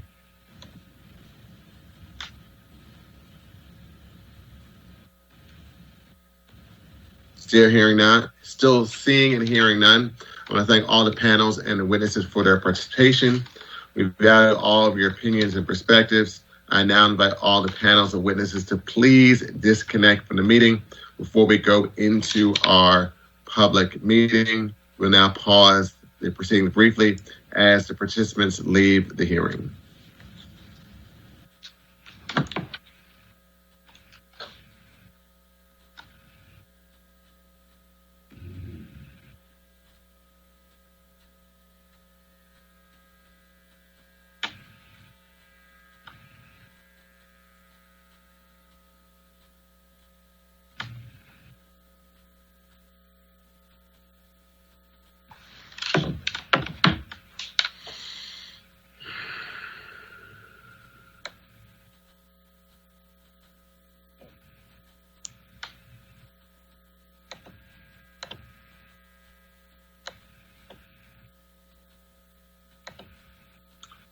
Okay, we will now convene the public meeting.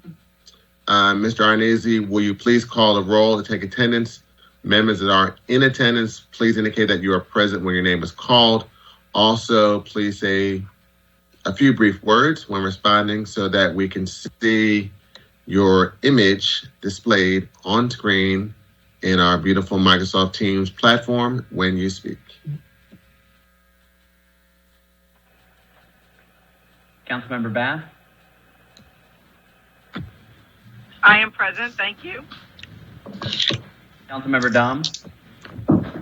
I am present. Thank you. Councilmember Gim?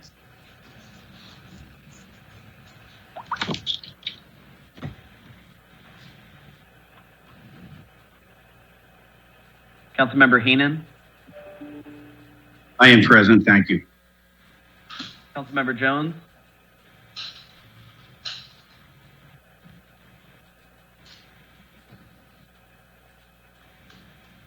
Councilmember O. Good afternoon. I am still present. Councilmember Quinones Sanchez. Present. Councilmember Squilla.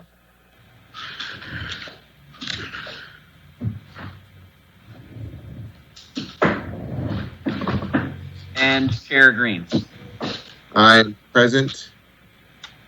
I just want to check to make sure in the chat feature that we recognized everybody that's here for the hearing.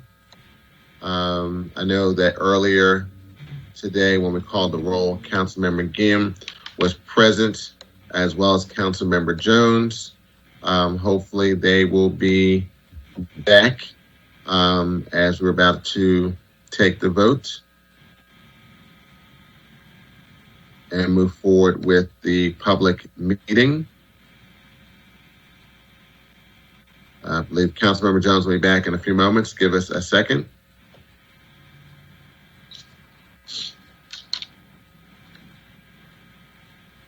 And as we're waiting for Councilmember Jones to rejoin us, I want to reiterate the comment made by Councilmember Gim. I hope all those who are attending this public hearing on Finance Committee had a wonderful Thanksgiving, one that was quite different than what we've had in the past, and that we're continuing to participate in physical distancing and celebration as we're dealing with the pandemic.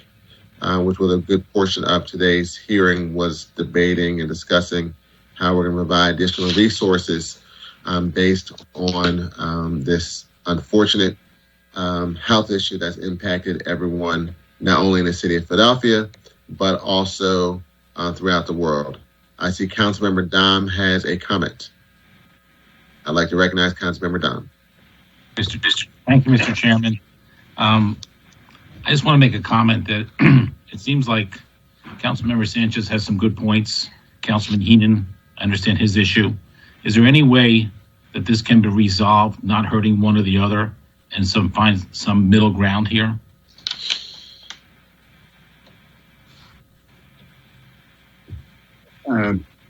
This is Councilman Heenan. I'd like to recognize Councilmember Heenan for a comment. Councilman Dom, what I was, when we were going back and forth with the council member, or what we could do is sit with the revenue department, all right, and the commissioner and the policy team, and work on the regulations. Unfortunately, the law is preempted by federal law, state law, and local law here in the city of Philadelphia, the laws that currently exist. One needs to be tax compliant to reap the benefit of a 10-year tax abatement. So I am always open for sitting and having a conversation and trying to work out some of the possible unintended consequences with our revenue department. That has always been a standing offer, and it stands now. Right? But the law currently exists, and we are preempted with asking the city to enforce the law for somebody who's reaping a benefit such as a 10-year tax abatement.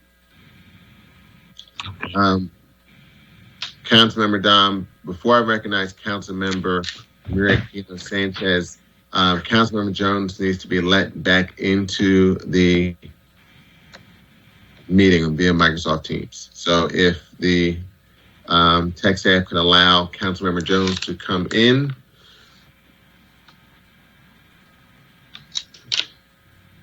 I believe Councilmember Jones should be coming back in momentarily. I'd like to recognize Councilmember Sanchez. I just want to respond to that. The Councilmember Heenan is right. The laws exist, and the Department of Revenue, through its regulation authority, could pilot some sort of program to look at folks who, again, this misclassification, which to me, the problem is that it's not a misclassification. We don't have a law that allows these people to legitimately be on the sites, right? So I don't know that we're going to get anywhere there, but he doesn't need this law to go after folks because the laws exist. This is a regulatory issue. Not, again, I think the spirit of the law around setting a tone that people should pay their taxes. Look, I'm chair of appropriations. I want everybody to pay their fair taxes. There's 30 laws I can write for you tomorrow of people who don't pay taxes that we all know. That's not the point. The point is that in the spirit of COVID, where the undocumented community has become the essential workers, 35% of the essential workers are undocumented folks. 1099 workers on construction sites have no other pathway. They have no other pathway because, as Heenan says, there's enough laws on the books that if people are not complying, we could pursue them. Again, I'm going to ask the bill sponsor, you don't need this bill. You can do a regulatory pilot with the revenue commissioner, show that you're not going to be discriminatory, and then we can pass a law to amplify that, memorialize that. But I can't be inconsistent. We can't sit here and say we're a sanctuary city. We have so many people that are undocumented based on federal laws, but that we choose not to enforce or enforce already. What I'm saying is the greedy developer in their minds of, as part of this underground economy is not that worker who is risking himself already by getting an EIN and filing a 1099 so he can file taxes. So when he has a pathway to citizenship, he has a documented history of being a contributing member. What I'm saying is they shouldn't be sacrificed as we try to collect from unscrupulous folks. I think he can do a pilot through regulations without this law that allows him to demonstrate that the folks that I'm concerned about are not going to be targeted. And that's the only solution. Any law is inconsistent with the spirit, again, not the law, the spirit by which this council and this administration have operated. I'd like to recognize Councilmember Keenan for response. Thank you, Mr. Chair. And I just want to make a comment to Councilman Dom's question. So Councilman Dom and other members of council, majority members of council, over the past 6 years have been champion for tax delinquencies, who have been a champion for tax lien sales, who have been a champion for opening up small businesses, who's been a champion along with other members to make sure that there are programs for people where there's unintended consequences. So I want to thank Alan Dom for his history of ensuring that the city is finding its $33 million, that was misplaced, for his champion of making sure that we fund a call center,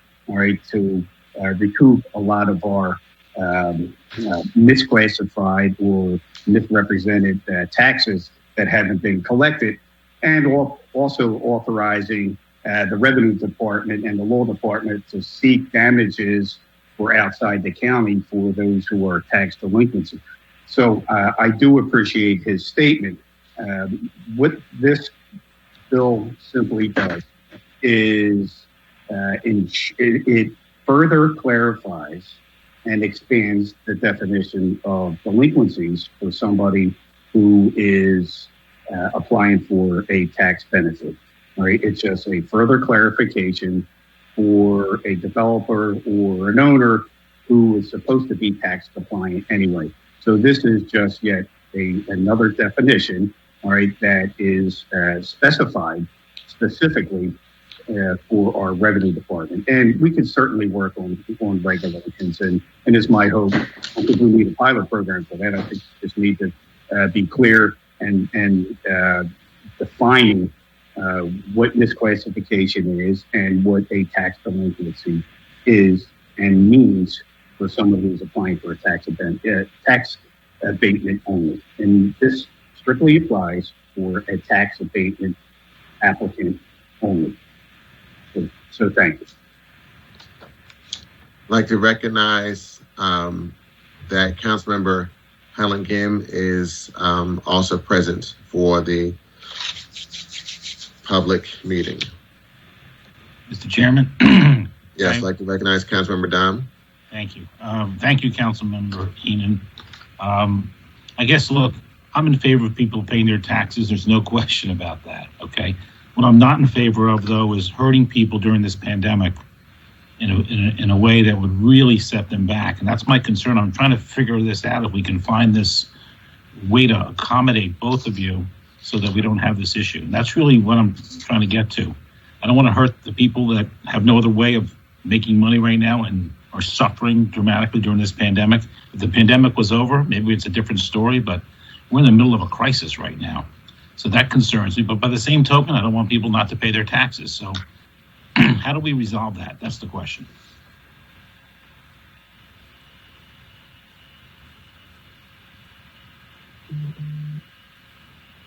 We'll sit down with the revenue commissioners, Mr. Chairman, Councilman Bobby Heenan. We can have further conversations with the revenue commissioner.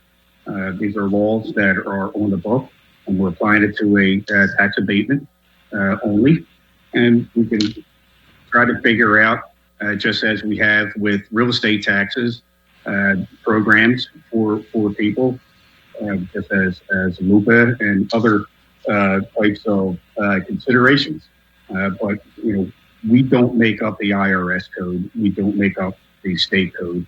And we already have a local code, all right, for the tax delinquencies that are in place.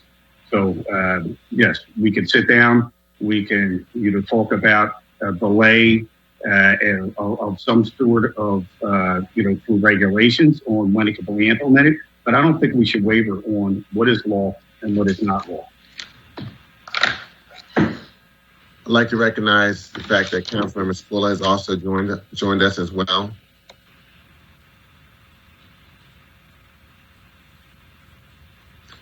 I'd like to offer this comment, and I understand Councilmember Dom's perspectives because I agree with him in the issues of trying to bring both sides together so that we make sure that those who should be paying taxes are, but at the same point, we're not impacting in a negative way those that are just trying to survive during this pandemic, especially those who do not have a pathway in a way that they should, because it's not been provided at the federal level. Considering there are regulations to be drafted, is there ability of both the sponsor, Councilmember Heenan, as well as Councilmember Sanchez, to work together on the regulations with the Revenue Commissioner? One of the things I have learned through my work in the Special Committee of Regulatory Reform and Review, there's quite a process in drafting regulations, and it provides various opportunities for consultation and adjustment and also amendments.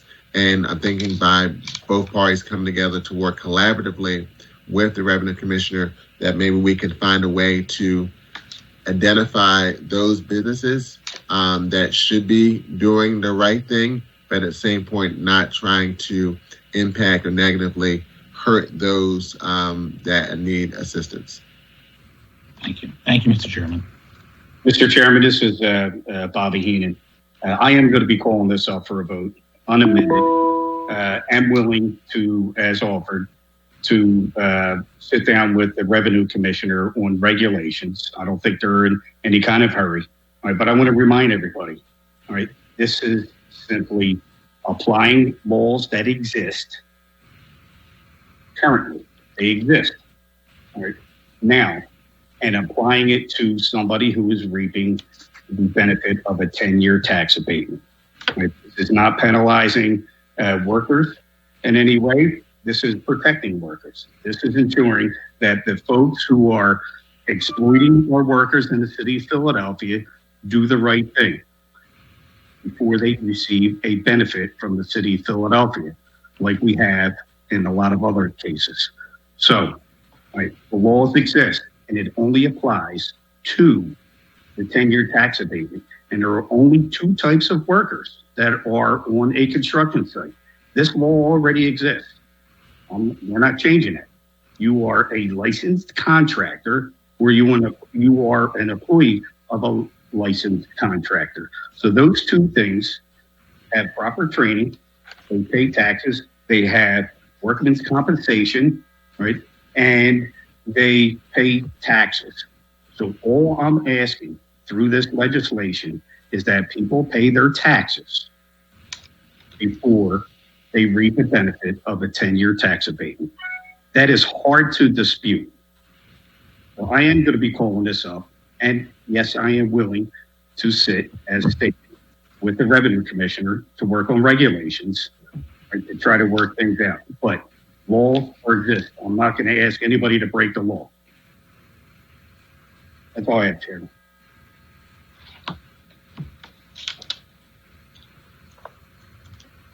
Are there any Mr. additional Chair, comments? Mr. Chair, again, Yes. I Recognize am Councilmember Sanchez.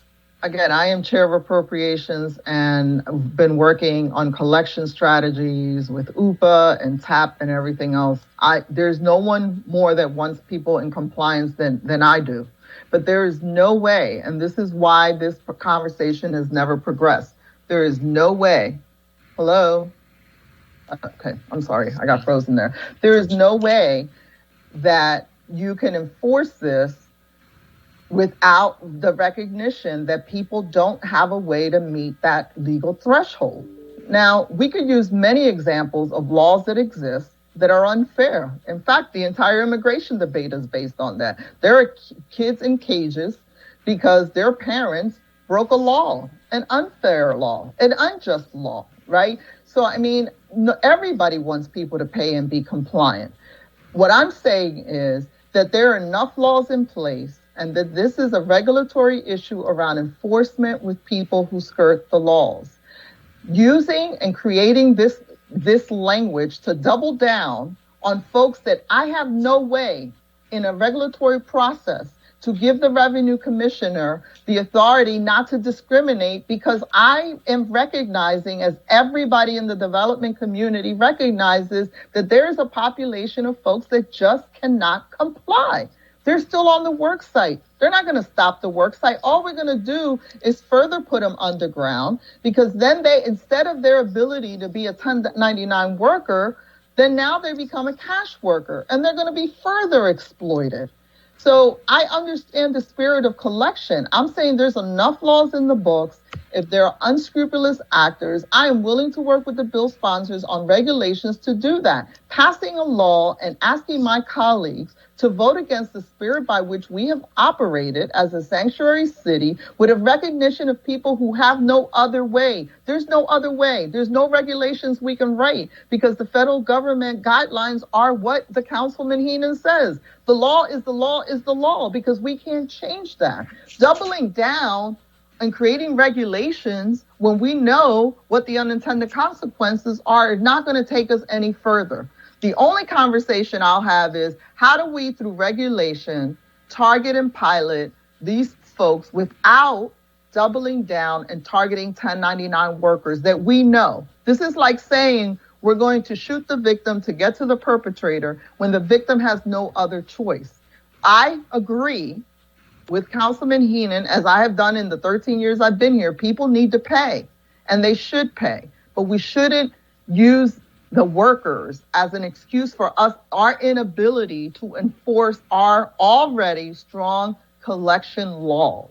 And that's why I'm asking. I want this council to stay consistent in the spirit by which we've operated, that we're not going to hurt workers at the expense of owners who have the ability, through accounting practices and legal maneuvers, to exploit people. I recognize that. I'm acknowledging that there are people exploiting workers. I'm acknowledging that there are bad practices on work sites. I'm acknowledging all of these things. This bill doesn't further make us any safer, or doesn't get use the workers to get the bad, unscrupulous actors to compliance. We have the laws on the books. So the conversation that I'll have is how, through regulations, we've come up with a pilot that demonstrates that we're not going to be discriminatory. Passing a law to further double down that we're going to be discriminatory with a law that we know is unfair, that's not an open conversation. That's why we haven't moved this issue in the 3 or 4 years we've been talking about it. There is no pathway for those workers. If there was, I would be the first one sitting at the table trying to figure it out. Right now, there's no pathway for them. Thank you, Mr. Chair.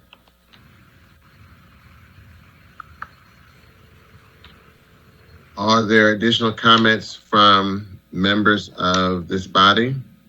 I'd like to be recognized, Mr. Chair. It's Councilman Heenan. I can recognize Councilmember Heenan. I want to state it again. I am willing to sit before final passage to talk about regulations. But I also want everybody to, I want to be abundantly clear again. And I appreciate, Council Member Sanchez's, intent and protection The spirit of this legislation is tax compliant. If there are 1099s on any site in the city of Philadelphia, not just tax abatement sites, if there are 1099s, then they are working behind the law, prohibits them from being on the construction site now. All right. This is adding that law that exists to the 10-year tax abatement, which I think, I don't think anybody should have a problem with, right? We're going to offer somebody a 10-year tax abatement, which is very lucrative for developers, making sure that they have people who are in tax compliant, meaning, all right, the contractors are in tax compliant. So there's a process that's in place.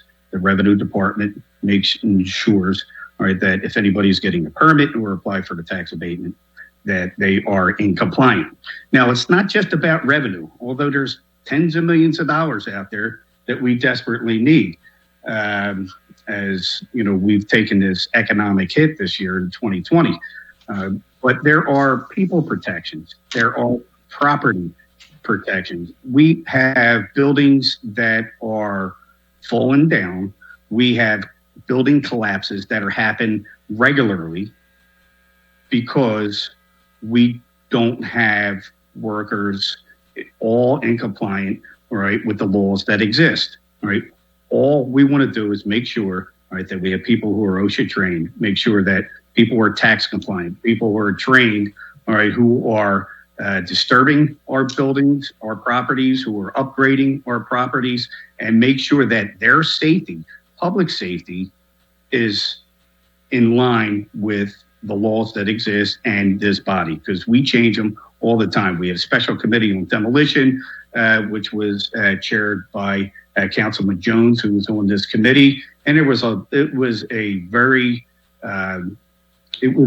challenging process, but also disturbing process. It was a sad process. People's lives are lost, and we don't want that to happen again. But we want to make sure, all right, and in the spirit, all right, that people who are on construction sites are there paying taxes, who also are OSHA trained and who are protecting themselves as well as the property and the equipment on the building and the end users that are going to be using it.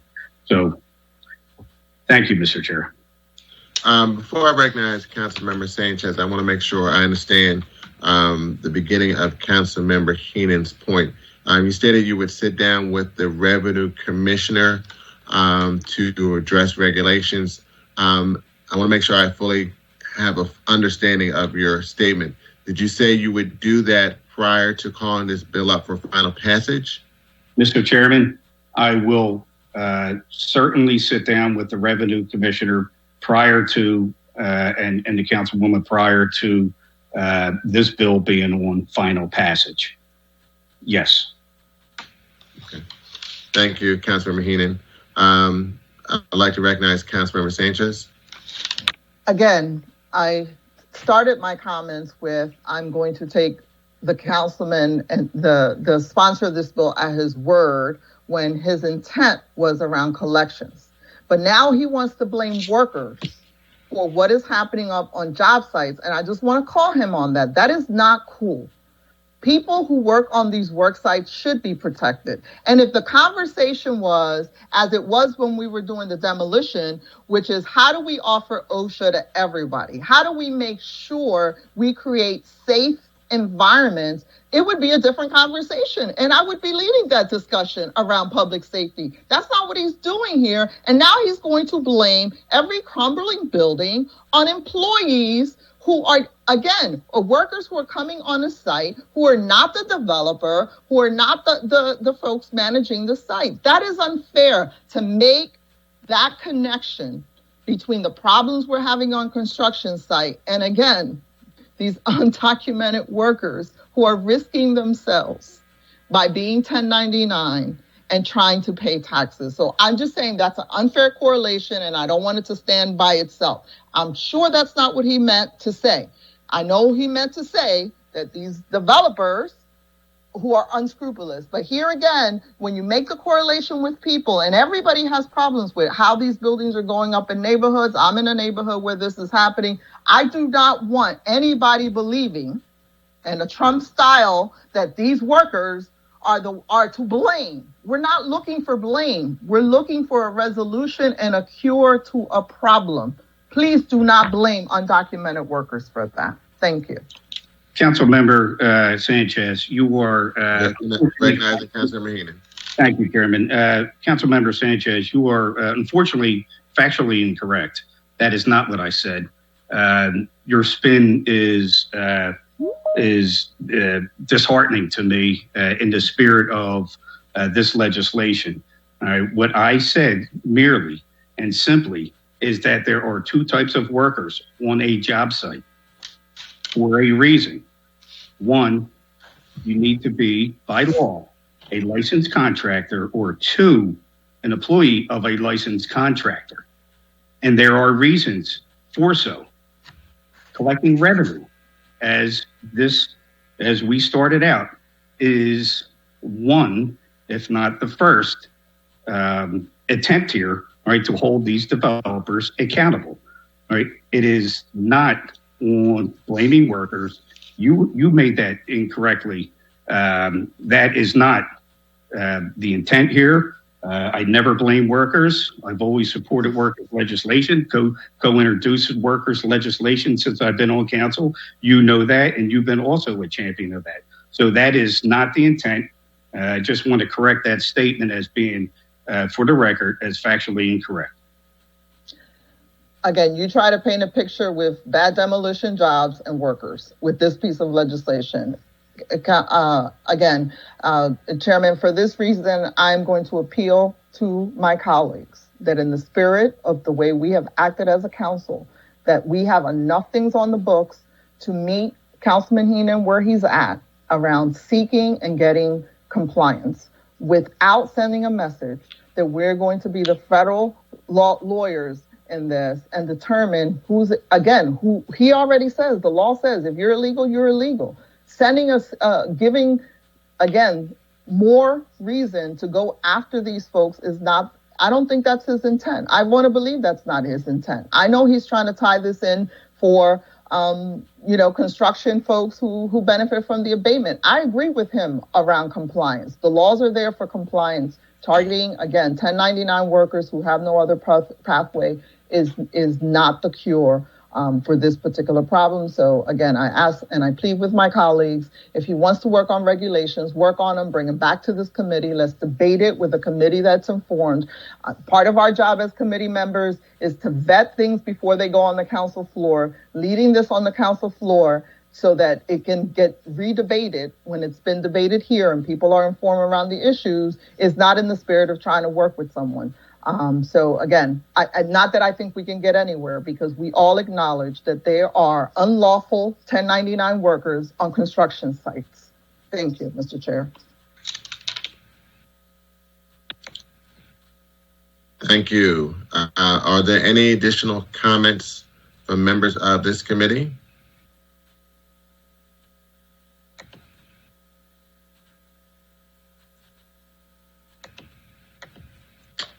Seeing none in the chat feature.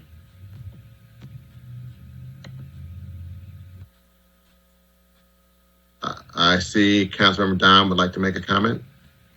Thank you, Mr. Chairman. I just want to make sure I'm hearing correctly from Councilman Heenan that he's willing to work out, if this gets passed out of this committee, there'll have to be a plan to implement this without the exploitation of our undocumented people and making it clear that no one's going to get hurt here. I just want to make sure that would be part of the situation, the regulation, before we vote on this at a full council.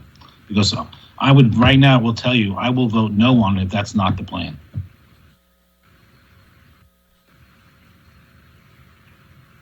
Chairman Green, this is Councilman Heenan. Recognizing Councilmember Heenan. Yes, that it is a true statement, and that was my offer, and that stands.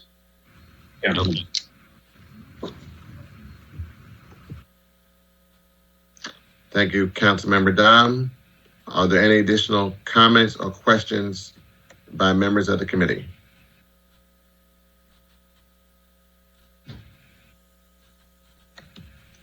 Hearing and seeing none, I'd like to recognize... Mr. Chairman? Yes. Councilmember Bass.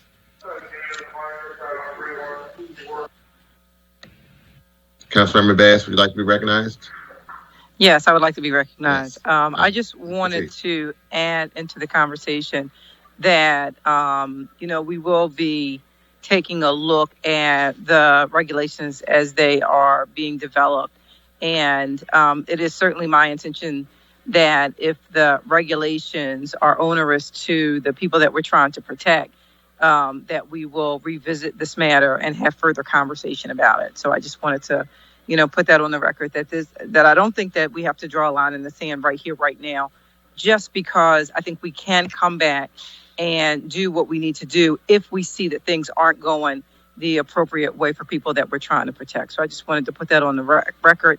I know Councilwoman Sanchez is a huge proponent and fighter, on behalf of undocumented workers. And I certainly would be willing to stand with her, if we see that this is not coming together in a way that's going to be helpful to all who are involved. So thank you, Mr. Chairman.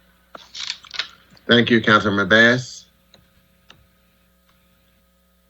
Seeing no additional comments or questions from members of this committee, we are in our public meeting, and I would now like to ask and recognize Councilmember Heenan for a motion on bill number 200573.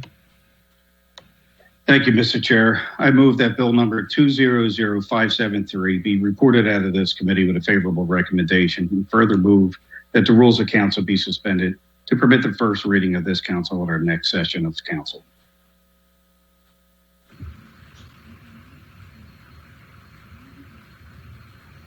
Is there a second to the motion?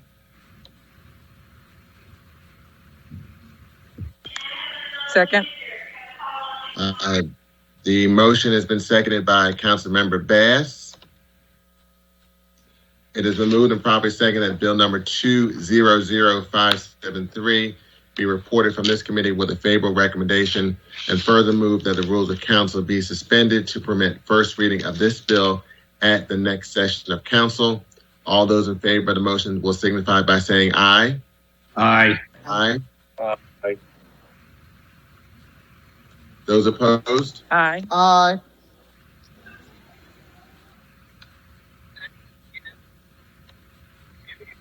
I want a roll call. I was going to say, can we, Mr. Iannuzzi, if you could do a roll call to members of the committee so we can have it recorded who's voted aye versus nay. Can you repeat the question we're voting on? I think we're just voting on a motion right now. Is that correct? It was correct. The motion was for bill number 200573 to be reported from this committee with a favorable recommendation, and move that the rules of council be suspended to permit first reading of this bill at the next session of council. That was the question for the vote. Okay, thank you.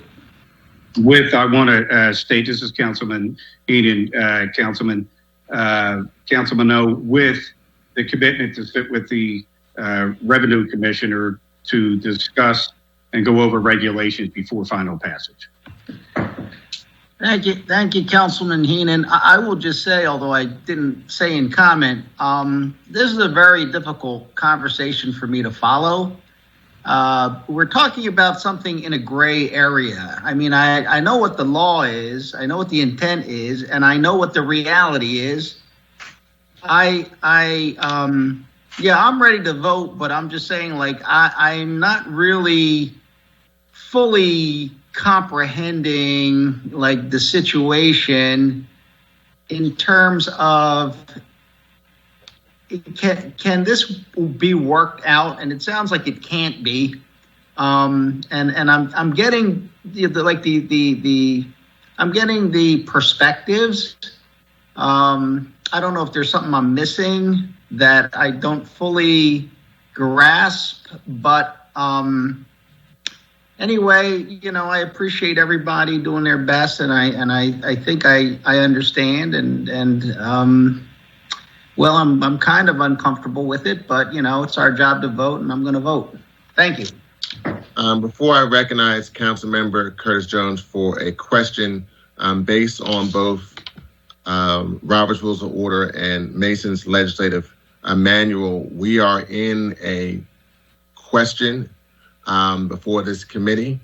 However, based on the voice ayes and nays, it was not immediately apparent on whether the motion passes. So in that spirit, as chair, I'm allowing additional questions for clarification before we go into a roll call or additional voice votes.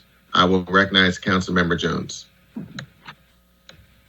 Having been corrected by Robert's Rules of Order, Mr. Chairman, I withdraw my question.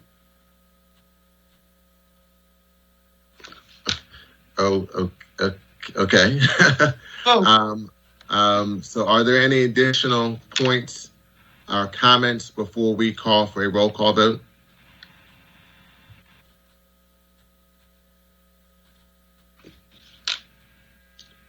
Seeing none, Mr. Iannuzzi, if you could call the roll of the members of this committee. Councilmember Bass? Aye. Councilmember Dom? Aye. Councilmember Gim? Aye. Councilmember Heenan? Aye. Councilmember Jones? Nay. Councilmember O? Nay. Councilmember Quinones Sanchez? Nay. Councilmember Squilla? Aye. And Chair Green? Aye. The ayes have it and the motion carries. The chair now recognizes Councilmember Heenan for a motion on bill number 200624. Thank you, Mr. Chair. I move that bill number 200624 be reported from this committee with favorable recommendations, and further move that the rules of council be suspended to permit the reading of this bill at our next session of council. Second. It was seconded by Councilmember Maria Cano Sanchez. It's been moved and properly seconded that the bill number 200624 be reported from this committee with a favorable recommendation, and further move that the rules of council be suspended to permit first reading of this bill at the next session of council.